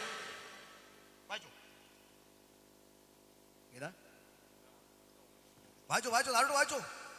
ദൈവം വെള്ളങ്ങളുടെ മധ്യ ഒരു വിധാനം ഉണ്ടാകട്ടെ എന്നും അത് വെള്ളത്തിനും വെള്ളത്തിനും തമ്മിൽ വേർപിരിയട്ടെ എന്നും കൽപ്പിച്ചു. വേർപിരിവായിരിക്കട്ടെ എന്നും കൽപ്പിച്ചു. വായിച്ചു. വിധാനം ഉണ്ടാക്കിയിട്ട് ദൈവം വിധാനത്തിന് കീഴുള്ള വെള്ളവും വിധാനത്തിന് മീതെയുള്ള വെള്ളവും തമ്മിൽ വേർപിരിച്ചു. വിധാനത്തിന് കീഴുള്ള വെള്ളവും വിധാനത്തിന് മീതെയുള്ള വെള്ളവും തമ്മിൽ ദൈവം വേർതിരിച്ചു. ഏ ദൈവം? അങ്ങനെ സംഭവിച്ചു. ഏ ദൈവം? വേറെ ആരെങ്കിലും വേർതിരിച്ചെങ്കിൽ ഫോട്ടോസ്റ്റാറ്റ് കൊണ്ട് വരണം. വായിച്ചു. അങ്ങനെ സംഭവിച്ചു. സമയമില്ലാത്തോണ്ട് ദൈവം വിധാനത്തിന് ആകാശം എന്ന് പേരിട്ടു. ഈ കാണുന്ന വിനാശത്തിന് ആകാശം എന്ന് പേർ വിളിച്ചത് പുസ്തകത്തിലെ ദൈവം. ഈ കൊച്ചൻ എന്തുവായി പറയും? എടാ കൊച്ചനെ, നിങ്ങളുടെ ദൈവം ആകാശം എന്ന് പേര് വിളിക്കുന്നത് 6 മാസം മുമ്പേ ഞങ്ങൾ വിളിച്ചില്ലയോ? ഫോട്ടോസ്റ്റാറ്റ് നാളെ രാത്രി വരെ സമയമുണ്ട്, കൊണ്ടുവന്നാൽ മതി. കേൾക്കുന്നുണ്ടോ? എനിക്ക് ഏതായാലും ദൈവത്തെ അറിഞ്ഞാൽ മതി. എനിക്കിപ്പോൾ ബെന്തിക്കോസുകാർ തുള്ളണമെന്ന് നിർബന്ധമൊന്നുമില്ല. സത്യദൈവം ആരെന്ന് അറിഞ്ഞാൽ മതി. അങ്ങോട്ട് വരാമെന്ന് ധൈര്യമായിട്ട് കൊണ്ടുപോവാ. ശ്രദ്ധിച്ചു കേട്ടോണം. ഉലക ചരിത്രത്തിൽ ഈ കാണുന്ന ആകാശത്തിന് ആകാശമെന്ന് പേർ വിളിച്ചൊരു ദൈവം പുസ്തകത്തിൽ രേഖപ്പെടുത്തിയിരിക്കുകയാ. ഏതാ ഉപദേശി ദൈവം? പേര് പറ. നിങ്ങൾ സമാധാനമായിട്ടിരിക്കുക. നമ്മൾ അങ്ങോട്ടല്ലേ വരുന്നേ? പേര് പറയാം. സമാധാനമായിട്ടിരിക്കുക. അടുത്ത വാക്ക് താഴോട്ട് വായിരെ. സന്ധ്യയായി ഉഷസായി 2-ാം ദിവസം. 2 ദിവസം. ദൈവം ആകാശത്തിന് കീഴിലുള്ള വെള്ളം ഒരു സ്ഥലത്ത് കൂടട്ടെ, ഉണങ്ങിയ നിലം കാണട്ടെ എന്ന് കൽപ്പിച്ചു. അങ്ങനെ സംഭവിച്ചു. ഉണങ്ങിയ നിലത്തിന് ദൈവം ഭൂമി എന്നും വെള്ളത്തിന്റെ കൂട്ടത്തിന് സമുദ്രമെന്നും പേരിട്ടു. വെള്ളത്തിന്റെ കൂട്ടത്ത് ഒരു അതിരിട്ട് ഒരു സൈഡിലോട്ട് മാറി നിൽക്കടാന്ന് ദൈവം കൽപ്പിച്ചെന്ന്. എന്നിട്ട് ആ വെള്ളത്തിന്റെ കൂട്ടത്തെ നോക്കി ഒരു പേര് വിളിച്ചു. എന്താ പേര്? സമുദ്രം. ഇന്ന് കാണുന്ന സമുദ്രത്തിന് സമുദ്രമെന്ന് പേർ വിളിച്ചതും പുസ്തകത്തിലെ ദൈവം. ജാതിമത ഭേദമന്യ ബീച്ചിൽ ചെന്ന് കാലി അടയ്ക്കാൻ നിൽക്കുമ്പോൾ കൊച്ചു ചോദിക്കുകയാണ്, അച്ഛാ എന്തോ അച്ഛായി കാണുന്നേ? മോളെ ഏതാണ് സമുദ്രം. അച്ഛാ ആരാ ഇതിന് പേരിട്ടത്? മോളെ അതാ ബൈബിളിലെ ദൈവം. അല്ലടോ അതിന് 6 മാസം മുമ്പേ ഞങ്ങൾ പേരിട്ടായിരുന്നു. ഫോട്ടോസ്റ്റാറ്റ് മതി. കേൾക്കുന്നുണ്ടോ? ശ്രദ്ധിക്കുന്നുണ്ടോ? കുഞ്ഞെ, സൃഷ്ടാവിനെ തിരിച്ചറിയണമെന്ന് രാത്രി നീ. സൃഷ്ടാവാരെന്ന് നീ അറിയണം. ശ്രദ്ധിച്ചു കേട്ടോണം. തീർന്നില്ല, താഴോട്ട് വായിക്ക. സമുദ്രം നല്ലത് എന്ന് ദൈവം കണ്ടു. നല്ലതെന്ന് ദൈവം കണ്ടു. ഭൂമിയിൽ നിന്ന് പുല്ലും വിത്തുള്ള സസ്യങ്ങളും ഭൂമിയിൽ അതേതരം വിത്തുള്ള ഫലം കായ്ക്കുന്ന വൃക്ഷങ്ങളും മുളച്ചു വരട്ടെ എന്ന് ദൈവം കൽപ്പിച്ചു. അങ്ങനെ അച്ഛൻ ചൂടായിട്ട് നിൽക്കുക. ആമേ. ഭൂമിയിൽ നിന്ന് പുല്ലും വിത്തുള്ള സസ്യങ്ങളും ഫലം കായ്ക്കുന്ന വൃക്ഷങ്ങളും മുളച്ചു വരട്ടെ ദൈവം കൽപ്പിച്ചു. എന്ത് സംഭവിച്ചു? അങ്ങനെ സംഭവിച്ചു. അങ്ങനെ സംഭവിച്ചു. ദൈവം കൽപ്പിച്ച അങ്ങനെ സംഭവിക്കു വെച്ചാ. അതുകൊണ്ട് നിങ്ങളോട് ആരെങ്കിലും ഇനി തെങ്ങാണോ തേങ്ങയാണോ ആദ്യം ഉണ്ടായെന്ന് ചോദിച്ചാൽ തൻ്റെ അടുത്തോടെ പറയണം തെങ്ങ ഉണ്ടായത്. കാരണം വൃക്ഷങ്ങൾ മുളച്ചു വരട്ടെ ദൈവം കൽപ്പിച്ചു. അങ്ങനെ മുളച്ചു വന്നു. പിന്നെ ആ തേങ്ങ പിടിച്ചത് കേട്ടാ. അതുകൊണ്ട് ആര് ചോദിച്ചാലും തൻ്റെ അടുത്തോടെ പറയണം വൃക്ഷങ്ങൾ മുളച്ചു വന്നു. വായിക്കാം. ഭൂമിയിൽ പുല്ലും അതേതരം വിത്തുള്ള ഫലം കായ്ക്കുന്ന വൃക്ഷങ്ങളും മുളച്ചു വന്നു. നല്ലതെന്ന് ദൈവം കണ്ടു. സന്ധ്യയായി വിശ്വസായി 3-ാം ദിവസം. 3 ദിവസത്തെ സൃഷ്ടിപ്പ് ദൈവം നടത്തി. ആരെ സൃഷ്ടിച്ചില്ല? മനുഷ്യനെ സൃഷ്ടിച്ചില്ല. 4-ാം ദിവസത്തിലേക്ക്. പകലും രാവും തമ്മിൽ വേർപിരിവാൻ ആകാശവിധാനത്തിൽ വെളിച്ചങ്ങൾ ഉണ്ടാകട്ടെ. അവ അടയാളങ്ങളായും കാലം ദിവസം സംവത്സരം എന്നിവ തിരിച്ചറിയുവാനും ഉതകട്ടെ. നിൽക്കട്ടെ.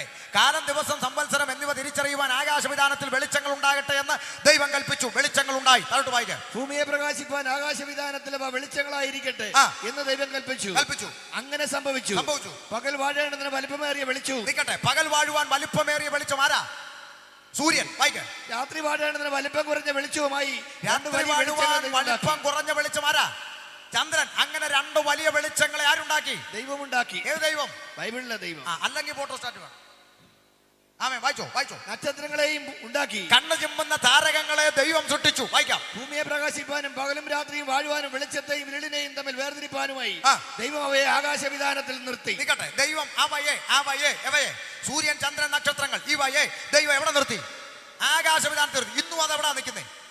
അങ്ങനെ നമ്മുടെ ദൈവം നിർത്തി അവിടെ നിൽക്കും. കേൾക്കുന്നുണ്ടോ? ഒരിക്കൽ മലബാർ നിലമ്പൂർ പ്രദേശത്ത് ഞാൻ ഈ പ്രപഞ്ചത്തിന്റെ സൃഷ്ടിപ്പിനെ കുറിച്ച് പുസ്തകത്തിലുള്ള കൊണ്ട് വായിച്ച് കേൾപ്പിച്ചപ്പോഴേ പിറ്റേ ദിവസം ഒരു സഹോദരൻ ഒരു ഗ്രന്ഥമായിട്ട് കയറി വന്നിട്ട് പറഞ്ഞു, പ്രപഞ്ചം എങ്ങനെ ഉണ്ടായെന്നും ചരാചരങ്ങൾ എങ്ങനെ ഉണ്ടായെന്നും മനുഷ്യൻ എങ്ങനെ ഉണ്ടായെന്നും എല്ലാം അതുപോലെ തന്നെ അടുക്കും ചിട്ടയായിട്ട് ഇതിനകത്ത് എഴുതി വെച്ചിട്ടുണ്ട്, അങ്ങോട്ട് നോക്കാൻ പറഞ്ഞു. ഞാൻ പറഞ്ഞു, എടാ ഇതിനകത്ത് ഇല്ലെന്ന് ഞാൻ പറഞ്ഞു. എൻ്റെ ചോദ്യം എന്താന്ന് നീ കേട്ടില്ല. എൻ്റെ ചോദ്യം ബൈബിൾ പറയുന്നതിന് അരമണിക്കൂർ അല്ലെ ഒരാഴ്ച മുമ്പെങ്കിലും ഞങ്ങളുടെ പുസ്തകം പറഞ്ഞു എങ്കിൽ കൊണ്ടുവരാനല്ലയോ ഞാൻ പറഞ്ഞേ.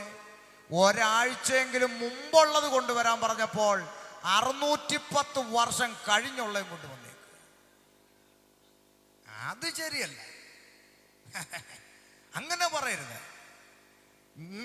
പാട്ടുകാരനൊക്കെ ശരിയാ, പുള്ളിയെ ക്ലാസിക്കൊക്കെ നന്നായിട്ട് അലക്കിയൊക്കെ ഇരിക്കുക അവിടെ. പക്ഷേ ഞാൻ കഷ്ടപ്പെട്ട് എഴുതി ട്യൂൺ ചെയ്ത് ഇറക്കിയ ഒരു പാട്ട് 5 വർഷം കഴിഞ്ഞപ്പം ഇങ്ങനെ ഹിന്ദിയിൽ എഴുതിക്കൊണ്ട് വന്ന ഇങ്ങനെ ആവും. പിന്നെ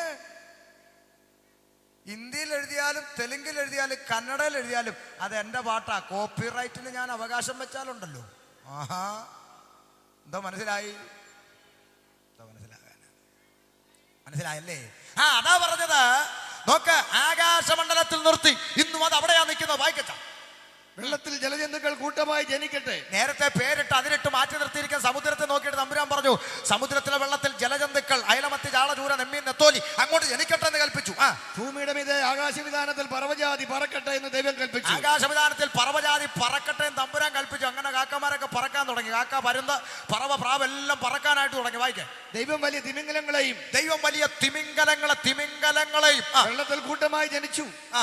ചരിക്കുന്ന അതതരം ജീവജന്തുക്കളെയും അതതരം പറവജാതിയെയും സൃഷ്ടിച്ചു.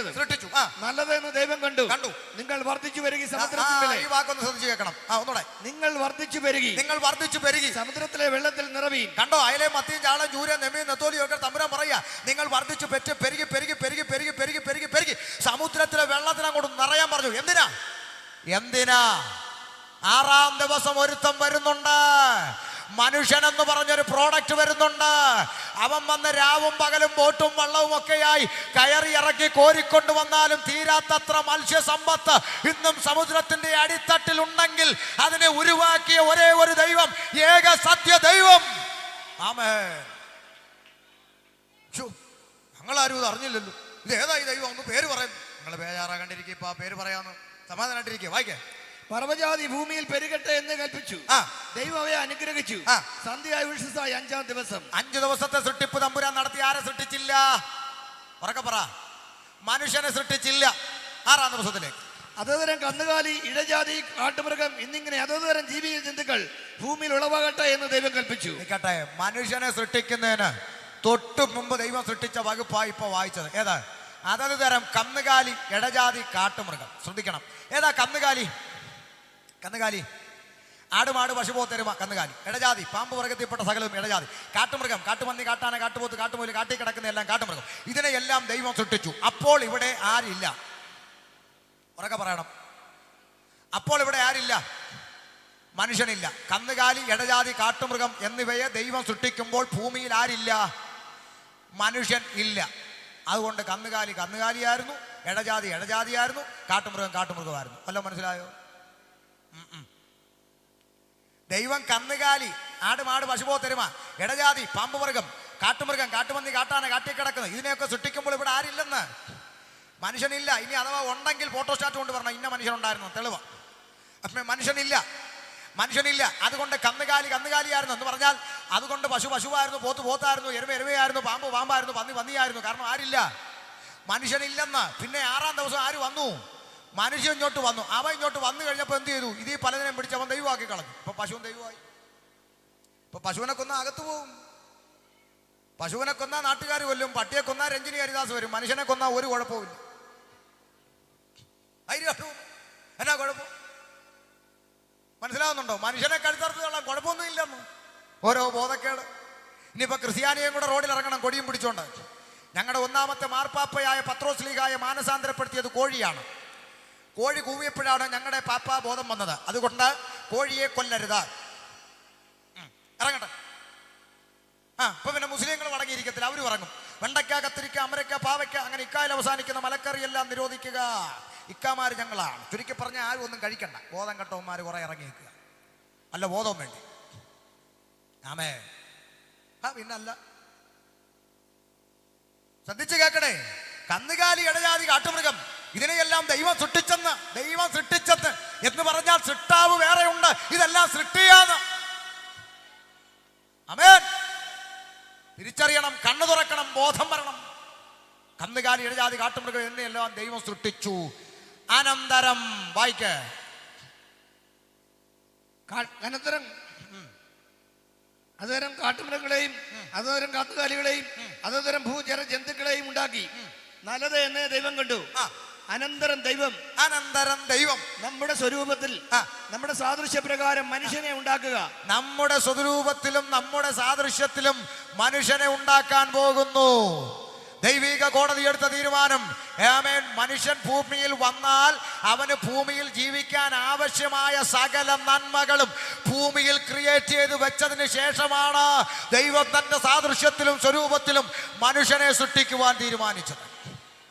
ആമേൻ. ചിലർ ചോദിക്കുക, എന്തുവാണ് ഈ സാദൃശ്യ സ്വരൂപം? ഫോട്ടോസ്റ്റാറ്റ് ആണോ? ഫോട്ടോസ്റ്റാറ്റ് ആണെങ്കിൽ ദൈവം സായിപ്പിനെ പോലെ വെളുത്തിരിക്കുവോ കാപ്പിരിയെ പോലെ കറുത്തിരിക്കുവോ? അപ്പൊ ഫോട്ടോസ്റ്റാറ്റ് അല്ല. പിന്നെയോ സാദൃശ്യം സ്വരൂപം എന്ന് പറഞ്ഞാൽ ദൈവത്തിൽ നിന്ന് പുറപ്പെട്ട ആളത്വങ്ങളുണ്ട്. ചിലർ ചോദിക്കാറില്ലേ, നിങ്ങളുടെ ദൈവം 3 ഉണ്ടോ? 1 ഉള്ളൂ?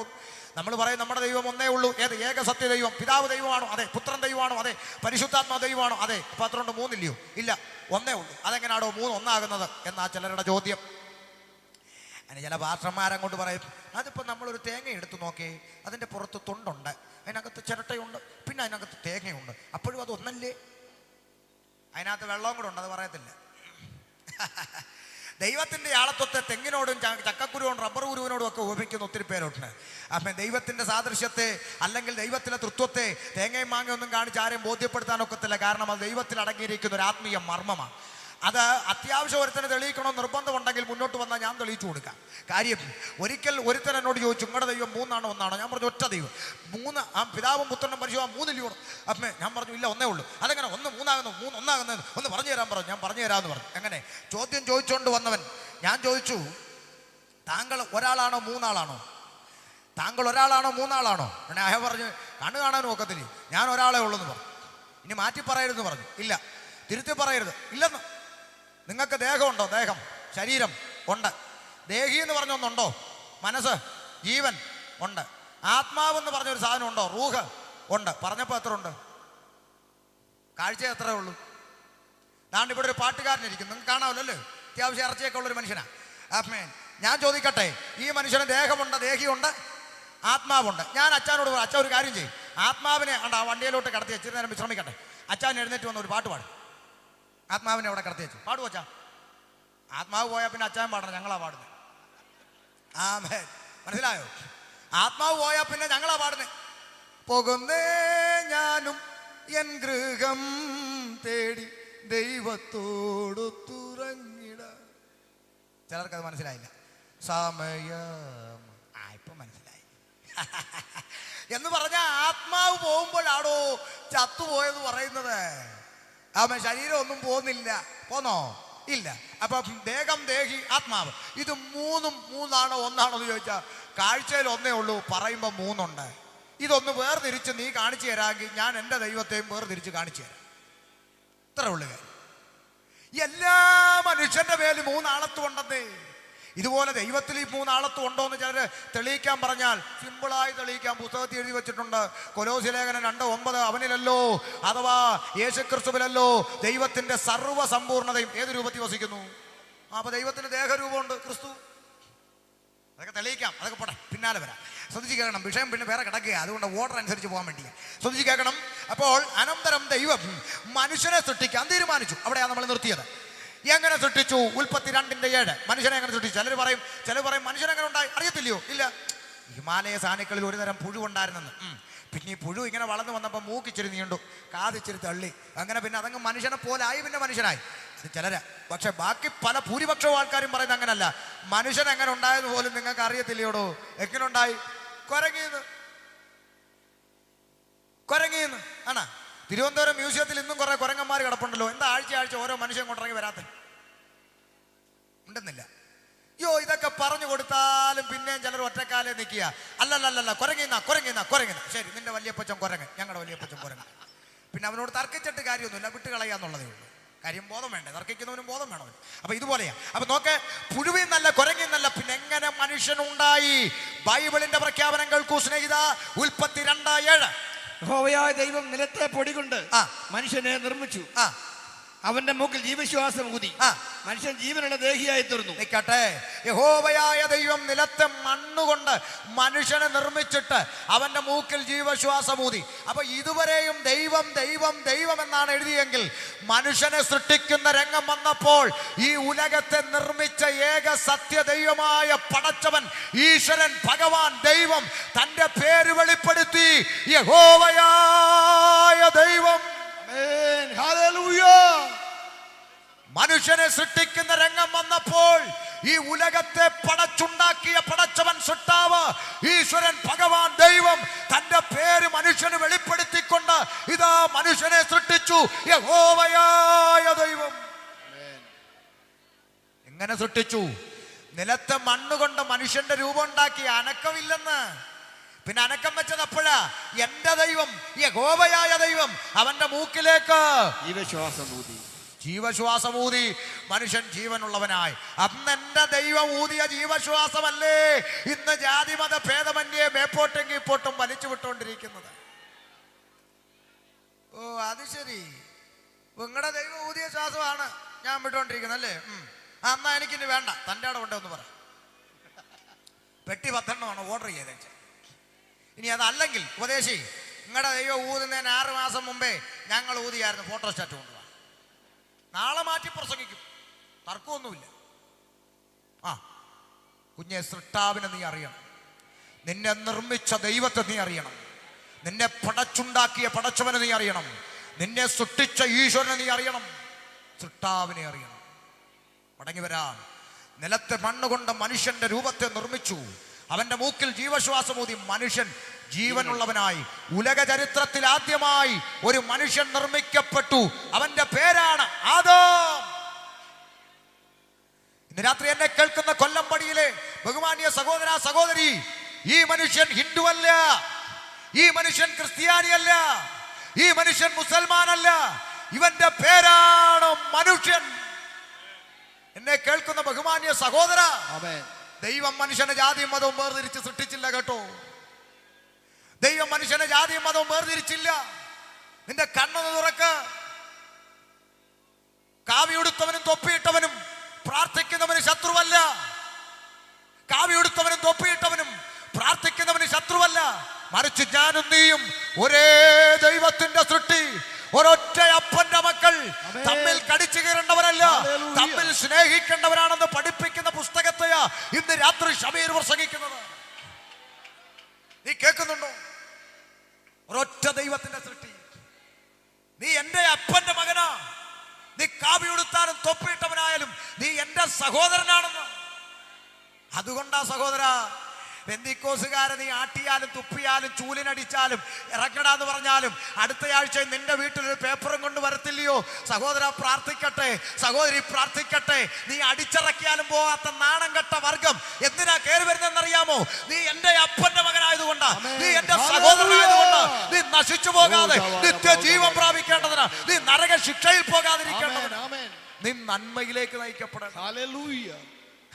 അല്ലാതെ അടിയും കൊണ്ട് ഇടിയും കൊണ്ട് മറ്റൊരുത്തനെ നന്നാക്കാൻ തലയ്ക്ക് വാട്ടോ. സ്വത്രം, നീ എൻ്റെ അപ്പന്റെ മകനാ. ജാതിയും മതവും വേർതിരിച്ചത് മനുഷ്യനാ സ്നേഹിത.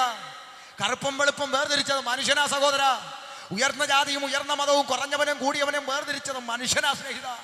ദൈവം മനുഷ്യന്റെ ജാതിയും മതവും വേർതിരിച്ചിട്ട് ജാതിയുടെയും മതത്തിന്റെയും കൊടിയുടെയും കറുപ്പിന്റെയും ചുവപ്പിന്റെയും പേരിൽ ഇന്ന് മത തീവ്രവാദികൾ തമ്മിത്തല്ലുമ്പോൾ എൻ്റെ പ്രിയ സ്നേഹിതരെ, നിങ്ങൾ തിരിച്ചറിയണം, എന്ത് ജാതി എന്ത് മതം.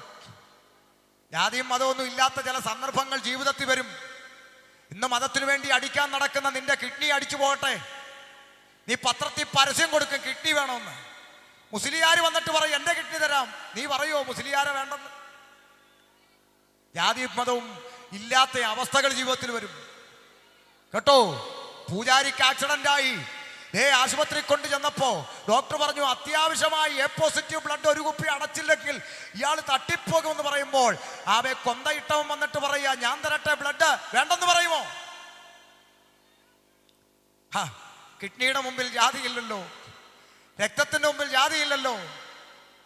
നീ മനസ്സിലാക്കണം, ദൈവം ഇതൊന്നും വേർതിരിച്ചില്ല സുഹൃത്തെ. ഇതെല്ലാം വേർതിരിച്ചത് മനുഷ്യനാണ്. ഈ ഉലകത്തിൽ ആദ്യമായ ഒരു മനുഷ്യനെ സൃഷ്ടിച്ച എൻ്റെ ദൈവം ജാതി മതവും വേർതിരിച്ചില്ല, മനുഷ്യനായി സൃഷ്ടിച്ചു. മനുഷ്യനായി സൃഷ്ടിച്ചു. അവൻ ഏകനായി ജീവിക്കുന്നത് നല്ലതല്ലെന്ന് സൃഷ്ടാവായ എൻ്റെ ദൈവം കണ്ടിട്ട് അവന് തക്കതായ ഒരു തുണയെ ഉണ്ടാക്കി കൊടുക്കുവാൻ ദൈവം തീരുമാനിച്ചു. അതിൻ്റെ ഫലമായി ദൈവം അവനെ നിദ്ര വരുത്തി, ഉറക്കം വരുത്തി, അവൻ്റെ വാരിയലിൽ നിന്ന് ഒന്നിനെ എടുത്ത് മജ്ജയും മാംസവും വെച്ചുപിടിപ്പിച്ച ഒരു പെൺകുട്ടിയെ ഉണ്ടാക്കി തക്ക തുണയായി നൽകി. ഉലകത്തിൽ ആദ്യത്തെ കല്യാണം നടത്തിയത് എൻ്റെ ദൈവം. പെണ്ണും ചെറുക്കനും ആദാമും ഹവ്വായും. ഉപദേശിയേ, നിങ്ങളുടെ ദൈവം ആദ്യമായിട്ടൊരു കല്യാണം നടത്തിയില്ലയോ? ആദാമും ഹവ്വായും. ഓ, അതിന് 6 മാസം മുമ്പേ ഞങ്ങൾ നടത്തിയായിരുന്നു. പെണ്ണിന്റെ ചെറുക്കൻ്റെ പേര് പറ. ആമേൻ.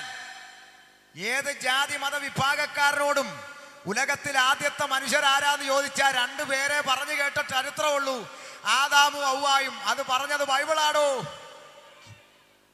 ആമേൻ. നിലത്തെ മണ്ണുകൊണ്ട് മനുഷ്യനെ ഉണ്ടാക്കിയ ദൈവം അവന്റെ വാരിയിൽ നിന്ന് ഒന്നിനെ എടുത്ത് പെങ്കൊച്ചിനെ ഉണ്ടാക്കി. ഒരിക്കൽ ഒരാൾ കളിയാക്കി ചോദിച്ചു, അതെന്നാണോ ഉപദേശിയും, ആണിനെ മണ്ണുകൊണ്ടുണ്ടാക്കിയിട്ട് പെണ്ണിനെ എല്ലുകൊണ്ടുണ്ടാക്കിയ വേറെ മണ്ണില്ലായിരുന്നു എന്ന് കളിയാക്കി ചോദിച്ചതാകട്ടോ. വേറെ മണ്ണൊക്കെ ഉണ്ടായിരുന്നു ചേട്ടായി, പിന്നെന്താ വേറെ മണ്ണ് എടുക്കാഞ്ഞ്? പിന്നാലെ പറയാം. ആമേ. വാരിയിൽ നിന്ന് ഒന്നിനെ എടുത്ത് മജ്ജയും മാംസവും വെച്ചുപിടിപ്പിച്ച് തക്ക തുണയായി കൊടുത്തു. ഉലകത്തിൽ ആദ്യത്തെ കല്യാണം. അവനവളെ സ്വീകരിച്ചത് എങ്ങനെയാന്ന് നിങ്ങൾക്കറിയാമോ? അറിയാമോ? അടുത്തു നിന്നൊരു കാട്ടുമരത്തിന്റെ വള്ളി യവൻ വലിച്ചങ്ങ് പൊട്ടിച്ചു. എന്നിട്ട് ഈ പെങ്കൊച്ചിന്റെ കഴുത്തേലോട്ട് അങ്ങോട്ട് വെച്ച് ഒരൊറ്റ മുറുക്കിയോ? അങ്ങനൊന്നും മുറുക്കിയില്ലെന്ന് അതാ വെന്തിക്കോസുകാര് മുറുക്കാത്തെ. മനസ്സിലായോ? പിന്നെ ഈ മുറുക്കൊക്കെ ആരാ ഭാഷയെ കണ്ടുപിടിച്ചേ? മനുഷ്യനാ കണ്ടുപിടിച്ചേ. എന്തിനാ? അവന് തോന്നുമ്പോ ഇത് പൊട്ടിച്ചിട്ട് അടുത്ത മുറുക്കാലോ. അങ്ങനെ ഓടി നടന്ന് മുറുക്കാൻ വേണ്ടി അവൻ ആ മുറുക്ക് കണ്ടുപിടിച്ചത്. അല്ല, ദൈവം മുറുക്കിയൊന്നുമല്ല യോജിപ്പിച്ചത്. കാരണം ചില പെണ്ണുങ്ങളോട് പറഞ്ഞങ്ങ് പഠിപ്പിച്ചു വെച്ചേക്കുക, ഇത് പൊട്ടിയാ തീർന്നെന്ന്. ചില ചേച്ചിമാര് പറയും, എന്റെ ചേട്ടൻ കെട്ടിയ കെട്ടുതാലി പൊട്ടിക്കുന്നു. No no no no no. ഞാൻ ഒരിക്കൽ ഒരു ആന്റിയോട് ചോദിച്ചു, എൻ്റെ പൊന്ന ആന്റി, സിസേറിയൻ ചെയ്യാൻ തിയേറ്ററിനകത്തേക്ക് ഉരുട്ടി കയറ്റിയപ്പം ചേട്ടൻ കെട്ടിയതും കുഞ്ഞമ്മ കെട്ടിയതെല്ലാം പൊട്ടിച്ച ചെല്ലിയോ കയറ്റിയേ? കൊച്ചിൻ്റെ അപ്പൻ ഇപ്പോഴും വീട്ടിലില്ലായോ? എന്താ ബന്ധം പോകാൻ? പൊട്ടിയായിരുന്നല്ലോ. അങ്ങനൊന്നും തീരുന്ന ബന്ധമല്ല കുഞ്ഞ ഇത്. കാരണം ദൈവം അവിടെ കാട്ടുവള്ളി പൊട്ടിച്ചൊന്നും മുറുക്കിയല്ല യോജിപ്പിച്ചത്. പിന്നെയോ ദൈവം സാക്ഷിയായി ഒരു ഉടമ്പടി അങ്ങ് ചെയ്തു. ഇത് എൻ്റെ അസ്ഥിയിൽ നിന്ന് അസ്ഥി, ഇത് എൻ്റെ മാംസത്തിൽ നിന്നും മാംസം. അങ്ങനെ പറയണമെങ്കിൽ മണ്ണിൽ നിന്ന് എടുത്താൽ ഒക്കുവോ? മണ്ണിൽ നിന്ന് എടുത്താൽ ഒക്കുവോ? ഇത് അപ്പുറത്തെ തോമാച്ചൻ്റെ മുറ്റത്തെ മണ്ണ് എന്ന് പറയേണ്ടി വരും. അല്ലല്ലല്ല, ഇത് എൻ്റെ അസ്ഥിയിൽ നിന്ന് അസ്ഥി, ഇതെൻ്റെ മാംസത്തിൽ നിന്നും മാംസം എന്ന് പറഞ്ഞാൽ അതിനകത്ത് ഒളിഞ്ഞിരിക്കുന്ന ഒരു മർമ്മമുണ്ട് കുഞ്ഞേ. അസ്ഥിക്ക് മാംസം കൂടാതെയോ മാംസത്തിന് അസ്ഥി കൂടാതെയോ ഭൂമിയിൽ ജീവിതമില്ല. ഉണ്ടോ? ഉണ്ടോ? ഇവിടെ പ്രസംഗിച്ചുകൊണ്ടിരിക്കുന്ന എൻ്റെ ശരീരത്തിൽ അസ്ഥിയുണ്ട്, മാംസം ഇല്ലെന്നിരിക്കട്ടെ. പിള്ളേരെന്നെ എടുത്ത് ലാബിൽ കൊണ്ടുവെക്കും പഠിക്കാൻ, അല്ലേ? അങ്ങനല്ലേ ചോദിച്ചാ?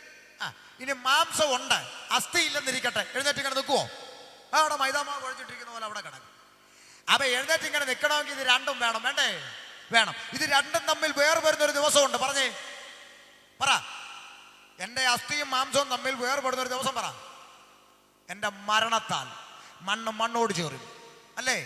അസ്ഥിയും മാംസവും വേർപെടും എന്ന് പറഞ്ഞാൽ ദൈവം യോജിപ്പിച്ചതിനെ മരണത്താൽ അല്ലാതെ, ദൈവം യോജിപ്പിച്ചതിനെ വേർപിരിക്കാൻ പറ്റാത്ത വിശുദ്ധ വിവാഹം അതാ ദൈവത്താൽ സ്ഥാപിക്കപ്പെട്ടു. മനസ്സിലായോ? അല്ലാതെ ഓടി നടന്ന് കെട്ടാനുള്ള വകുപ്പൊന്നും ഇതിനകത്തില്ല. മനസ്സിലായോ? അപ്പൊ അത് പറയുമ്പോൾ വേണേ ചില നാട്ടുകാർ പറയും, കാര്യം പറഞ്ഞൊക്കെ ശരിയാ, പക്ഷെ ഞങ്ങളുടെ വീടിനടുത്തുള്ള ഒരു ബന്ധുക്കോസുകാരി ഇപ്പം 3ാമത് കെട്ടി. അത് ഒരു തർക്കവും ഇല്ല, 9 കെട്ടിക്കാനും ചില വാട്ടർമാരങ്ങ് നടക്കുക. അതുകൊണ്ട് ദൈവം അത് അംഗീകരിച്ചൊന്നും ചിന്തയൊന്നും ആർക്കും വേണ്ട. കേൾക്കുന്നുണ്ടോ?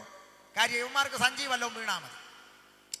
പണ്ട് തിരുമേശ എടുക്കാൻ വേണ്ടി 1 ഗ്രാമിൻ്റെ പൊട്ടുകമ്മൽ പോലും ഊരിക്കളഞ്ഞ് കെട്ടുതാലിയും പൊട്ടിച്ച് ഭർത്താവിൻ്റെ ഇടിയും കൊണ്ട് എനിക്ക് തിരുമേശ എടുക്കണമെന്നും പറഞ്ഞ് അടിയും ഇടിയും നിന്നയും പരിഹാസവും സഹിച്ച് ഈ തിരുമേശ എടുക്കുവാൻ വേണ്ടി ബന്ധപ്പെട്ട് സഹിച്ച് മറിയാമ്മ ദൈവസഭയ്ക്കകത്തിരിക്കുമ്പോൾ ഇന്നലെ ഇങ്ങോട്ട് വന്നവൾ 2 ലിറ്റർ പെയിൻറ്റും ചുണ്ടത്തടിച്ച് അങ്ങോട്ട് വാരി വലിച്ചിട്ടുകൊണ്ട് വന്ന് കുണുങ്ങി 1000 സഞ്ചിയിലിട്ടുമൊക്കെ അവൾ എണ്ണാക്കിലും വെച്ച് കൊടുക്കും തിരുമേശ. മനസ്സിലായോ? ഇതൊക്കെ പറയുമ്പോൾ സ്വോത്രം കുറയും. നാട്ടുകാരെ പറഞ്ഞു, ഞങ്ങൾ പറയും, നാളെ പ്രസംഗിക്കണം, അതൊക്കെ സംഘാടകർ തീരുമാനിച്ചാൽ മതി. അതൊന്നും എൻ്റെ വിഷയമൊന്നുമല്ല. ഇന്നത്തെ സമയം തീരുന്നവരെ മിണ്ടാതെ അവിടെ ഇരുന്നോണം. ശ്രദ്ധിച്ചു കേട്ടോ? ആമേൻ. ശ്രദ്ധിച്ചു കേട്ടോണം. ആമേ. അപ്പൊ അതുകൊണ്ട് ദൈവം അവരെ യോജിപ്പിച്ചു. ഉലകത്തിൽ ആദ്യത്തെ കല്യാണം. ഇനിയുള്ള പോയിന്റ് ആ കാതലായ വിഷയം. കാതലായ വിഷയം തക്ക സമയത്ത് ഞാൻ തുടരുമെന്നിടും, കാരണം ബാക്കി നാളെ തുടരും. ശ്രദ്ധിച്ചു കേൾക്കണം. ആമേൻ. ശ്രദ്ധിക്കണം. ആ കാതലായ വിഷയത്തോട്ട് കയറാൻ പോവാ. ഉലകത്തിലാകെ കൂടെ ഒരു ദൈവം, ഏതാ പേര് പറ? യഹോവയായ ദൈവം. ആകെ കൂടെ 2 മനുഷ്യര്, ആദാമും ഹവ്വയും. വേറെ ഒരു പ്രശ്നങ്ങളും ഇല്ല, ഒരു പ്രശ്നവും ഇല്ല. ആകെ കൂടെ 2 മനുഷ്യൻ, ആദാമും ഹവ്വയും. ആകെ കൂടെ ഒരു ദൈവം, യഹോവയായ ദൈവം. അതുകൊണ്ട് ദൈവങ്ങൾ തമ്മിൽ അടിയുമില്ല, കാരണം വേറെ ഇല്ലല്ലോ. അപ്പൊ ആകെ കൂടെ യഹോവയായ ദൈവം. ഏദൻ തോട്ടത്തിൽ എന്ത് ചെയ്തു? ഈ ആദാമിനെ ഹവ്വയെ ആക്കി വെച്ചു. അവര് ദൈവത്തെ രാവും പകലും ആരാധിച്ചു, പരിശുദ്ധം സന്തോഷത്തോടെ പോയി. പ്രശ്നങ്ങളൊന്നുമില്ല, കുഴപ്പമൊന്നുമില്ല. പിന്നെ എവിടെ ഈ കുഴപ്പമെല്ലാം ഉണ്ടായത്? കാതലായ വിഷയമാണ്. നേരത്തെ നമ്മൾ പറഞ്ഞു മാറ്റിവെച്ചൊരു സബ്ജക്റ്റ് തിരിച്ചെടുക്കാൻ പോവുക. ഏത്? ആദിയിൽ ദൈവം ആകാശവും ഭൂമിയും സൃഷ്ടിച്ചു. ഭൂമി പാഴും ശൂന്യവും ആയിത്തീർന്നു. എങ്ങനെ ആയിത്തീർന്നത്? അതിന്റെ ചരിത്രമാണ് ഇനി പറയുന്നത്. ദൈവത്തിന്റെ സന്നിധിയിൽ രാവും പകലും ദൈവത്തെ ആരാധിച്ച ദൂതസംഘം, മാലാഖവൃന്ദം. മനുഷ്യനെ സൃഷ്ടിക്കുന്നതിന് മുമ്പുള്ള കഥയാ പറയുന്നത്. ഭൂമി പാഴും ശൂന്യവും ആയി തീർന്നതിന് ശേഷമാണ് ദൈവം മനുഷ്യനെ സൃഷ്ടിച്ചത്. അതിന് മുമ്പുള്ള കഥ പാഴും ശൂന്യവും ആയി തീരാനുള്ള കാരണമായി പറയുന്നത്. ശ്രദ്ധിക്കണം. അപ്പം മാലാഖവൃന്ദത്തിൽ ഒരുവൻ, പേര് ലൂസിഫർ. ലൂസിഫർ. ഒരിക്കൽ ഒരാൾ ചോദിച്ചു, ഈ ലൂസിഫർ എന്ന് വിളിക്കുന്നതിനാ ബൈബിളിൽ ഞാൻ കണ്ടിട്ടില്ലല്ലോ ലൂസിഫർ എന്ന് എഴുതിയേക്കുന്നതായിട്ട്. ഞാനും നോക്കി കണ്ടില്ല. പക്ഷെ ലൂസിഫർ എന്ന ഡിക്ഷണറിയിൽ അടിച്ചു കൊടുത്തപ്പം മലയാള അർത്ഥം വന്നു ശുക്ര നക്ഷത്രം. അപ്പൊ സന്തോഷമായി. കാരണം യെശയ്യാവ് 14:12 അവനെ വിളിച്ചിട്ടുള്ള പേരാണ് അർണോയപുത്രനായ ശുക്ര. അതുകൊണ്ട് അങ്ങനെ വിളിക്കുന്നത് തെറ്റില്ല.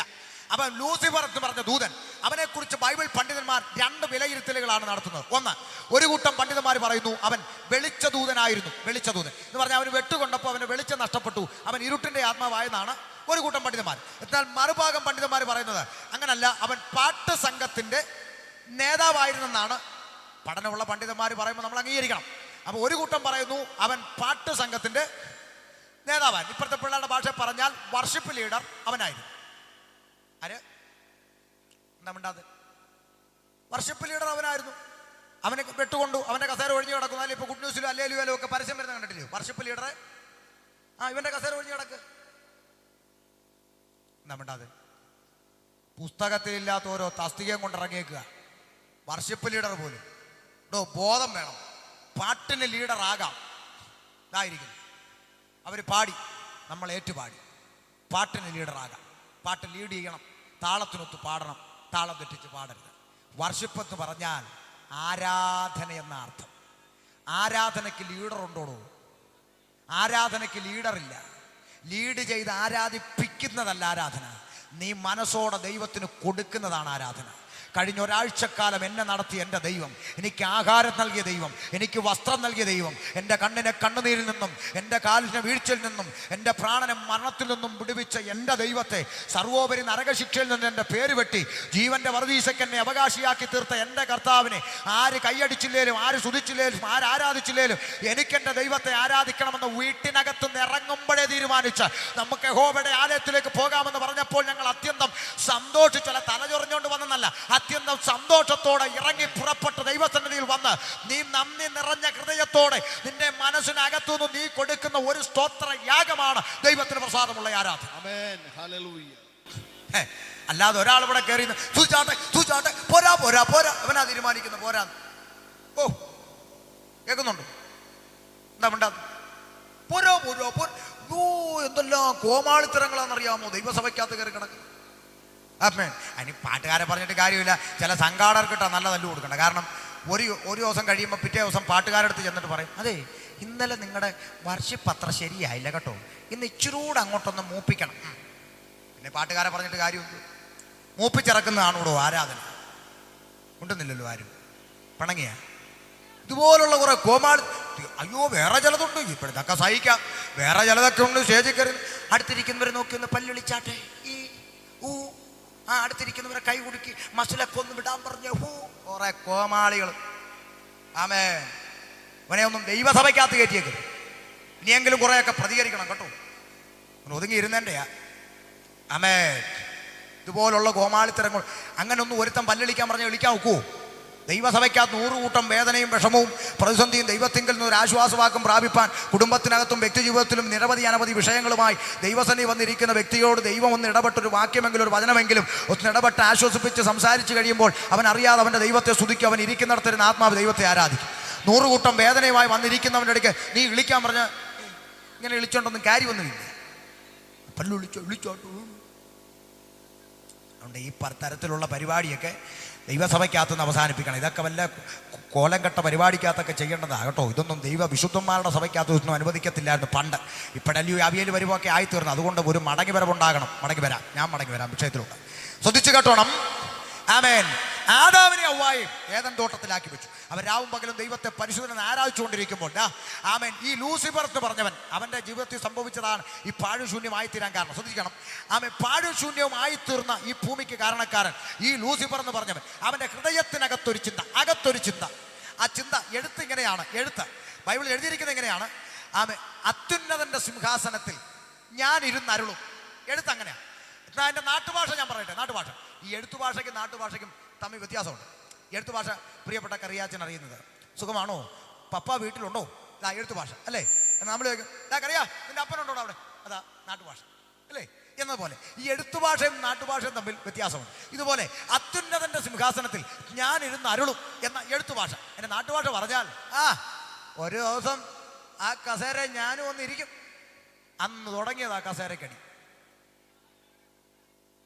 അവൻ്റെ കുഞ്ഞമ്മയുടെ മക്കൾ ഇന്നും അടിച്ചുകൊണ്ടിരിക്കുക കസേരയ്ക്ക്.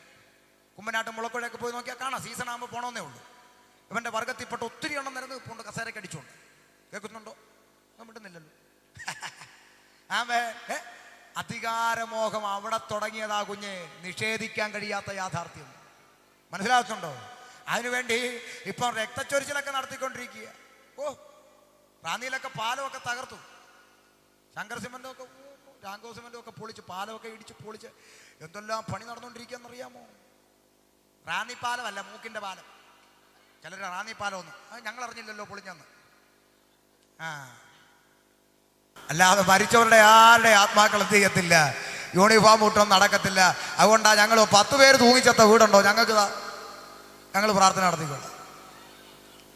10 കല്ലറയുള്ള വീടുണ്ടോ ഞങ്ങൾക്ക് 11ാമത്തെ കല്ലറക്കാരനായിട്ട് ഞങ്ങൾ അവിടെ കൂടിക്കണം. ഒരു പ്രശ്നവും ഇല്ല, ഒരു വിഷയവും ഇല്ല കുഞ്ഞെ.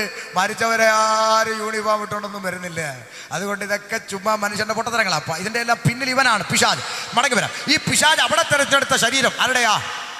ദൈവം സൃഷ്ടിച്ച സകല ജന്തുക്കളെ മാറി മാറി നോക്കി അനന്തരം ആരെ പിടിച്ചു? പാമ്പ്. കൊള്ളാം, പാമ്പ് കൊള്ളാമെന്ന് പറയാൻ കാരണം ഈ പാമ്പ് കൗശലക്കാരനായിരുന്നു എഴുതിയിട്ടുണ്ട്. പാമ്പ് കൗശലക്കാരൻ. അപ്പൊ എനിക്ക് നിങ്ങളോടൊരു ചിന്ത പറയാനുണ്ട്. ഈ പാമ്പിന് കൗശലം കൊടുത്ത ആരാ? പിശാചാണോ? അല്ല, സൃഷ്ടിച്ചപ്പോൾ ദൈവം കൊടുത്ത കഴിവാണ് പാമ്പ് കൗശലക്കാരൻ. പക്ഷെ കുഴപ്പം പറ്റി എവിടെ നിന്നറിയാമോ? ഈ ദൈവം കൊടുത്ത ഈ കഴിവ് ഇവൻ ആർക്ക് വേണ്ടി ഉപയോഗിച്ചു? അവിടെയാ കുഴപ്പം.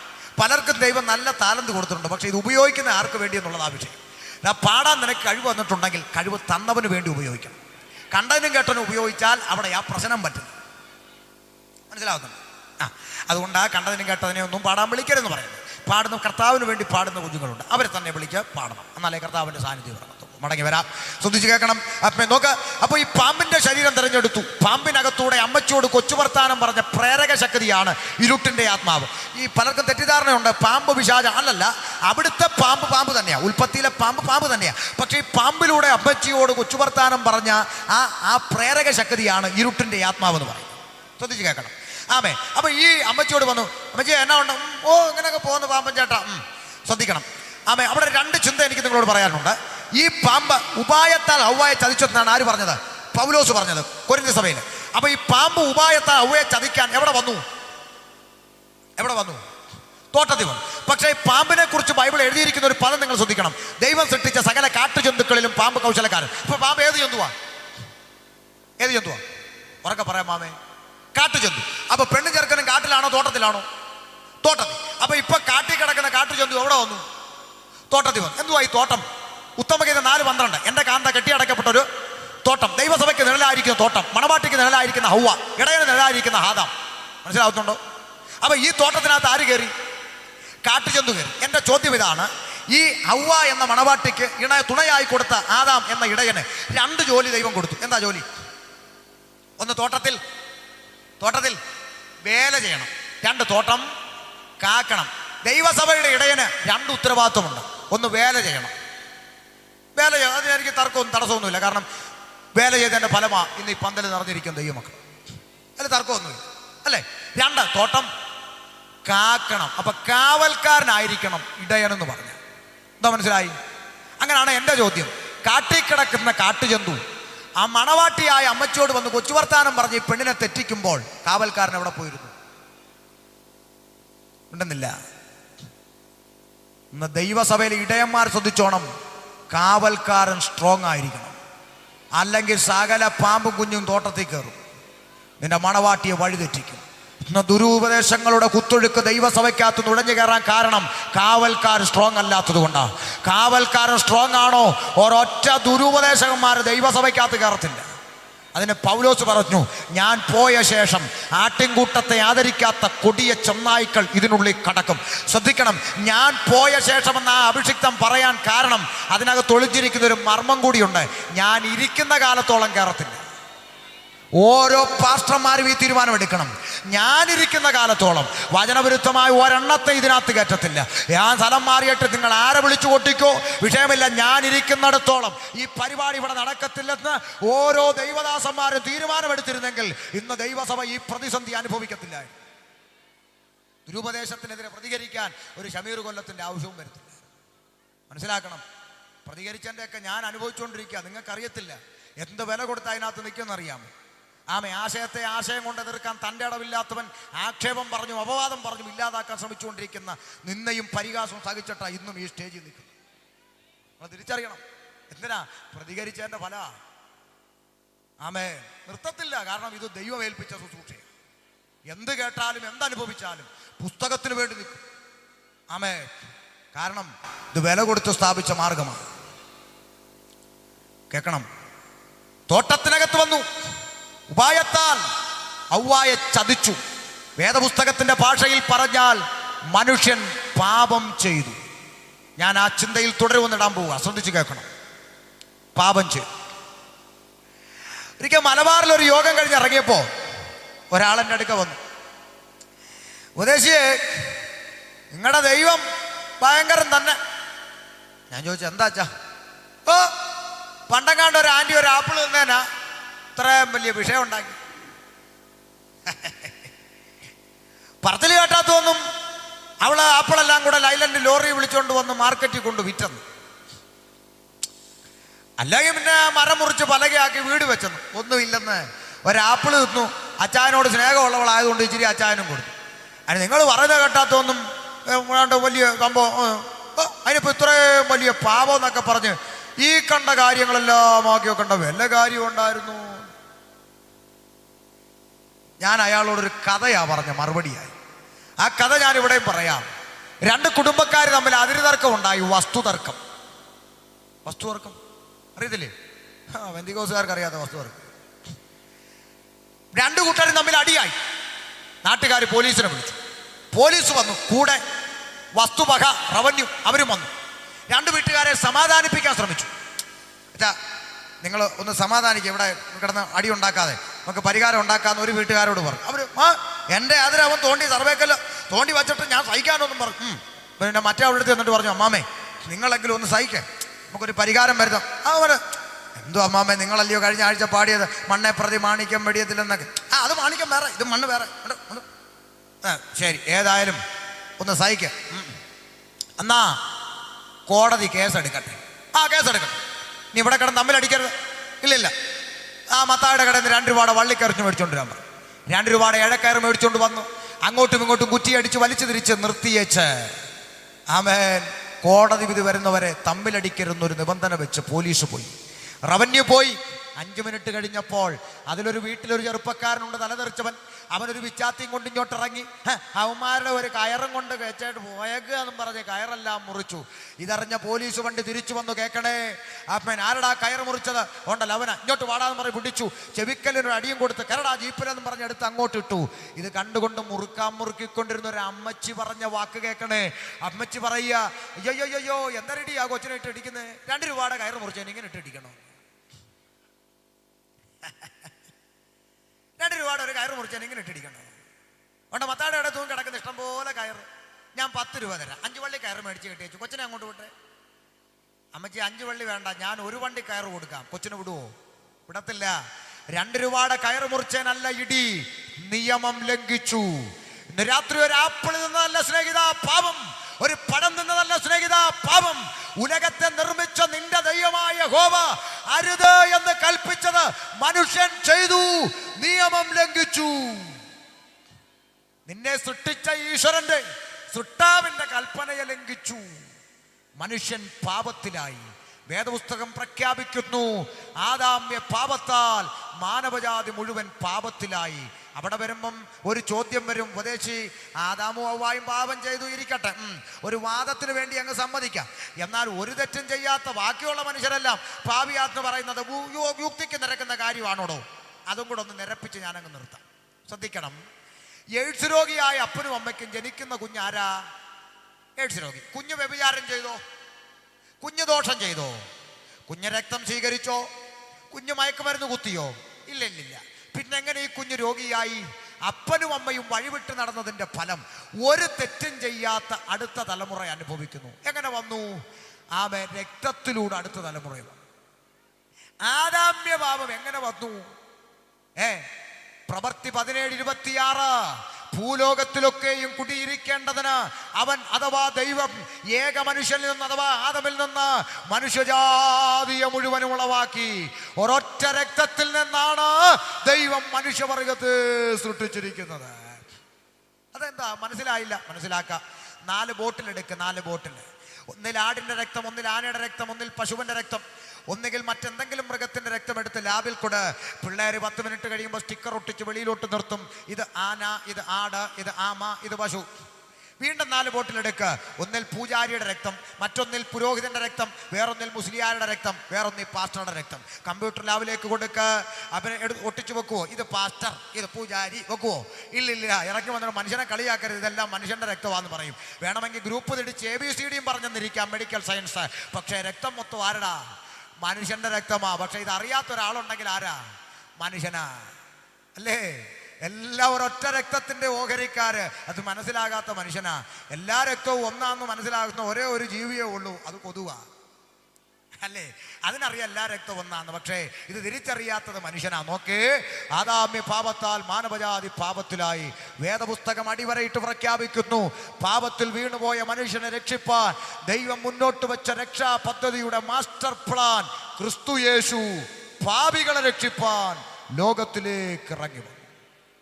ആരാണ് യേശു? എന്തിനാണ് യേശു ലോകത്തിൽ വന്നത്? മനുഷ്യന്റെ പാപം എങ്ങനെ മോചിച്ചു? അങ്ങനെ മോചിച്ചു കൂട്ടിയ ഒരു ജനം ലോകത്തിലുണ്ടോ? അവരാണോ ദൈവത്തിന്റെ സഭ? ഇത്യാദി വിഷയങ്ങളെല്ലാം നാളെ 7:30 തുടരുന്നതായിരിക്കും. ഹല്ലേലൂയ. കരമുയർത്തി കർത്താവിനെ സ്തുതിച്ചാട്ടെ. ഹല്ലേലൂയ. മനുഷ്യൻ പാപിയാണ്. പാപിയായ മനുഷ്യന് പാപമോചനം ലഭിക്കുവാൻ മോക്ഷമാർഗം തേടി ഓരോ മനുഷ്യനും മാസാമാസം വർഷാവർഷം മോക്ഷം തേടി സഞ്ചരിച്ചു കൊണ്ടിരിക്കുന്ന കൊച്ചു കേരളത്തിൽ മോക്ഷത്തിനായി അലയുന്ന സകലർക്കും ഒരു സദ്വർത്തമാനമുണ്ട്, ഒരു സന്തോഷ വാർത്തയുണ്ട്. നിന്റെ പാപത്തിന് പരിഹാരം വരുത്തുവാൻ സാക്ഷാൽ ദൈവം വേഷത്തിൽ മനുഷ്യനായി ലോകത്തിലേക്ക് ഇറങ്ങി വന്ന സന്തോഷ വാർത്ത, സുവിശേഷം. ആ നല്ല വിശേഷം നാളെ തുടരും.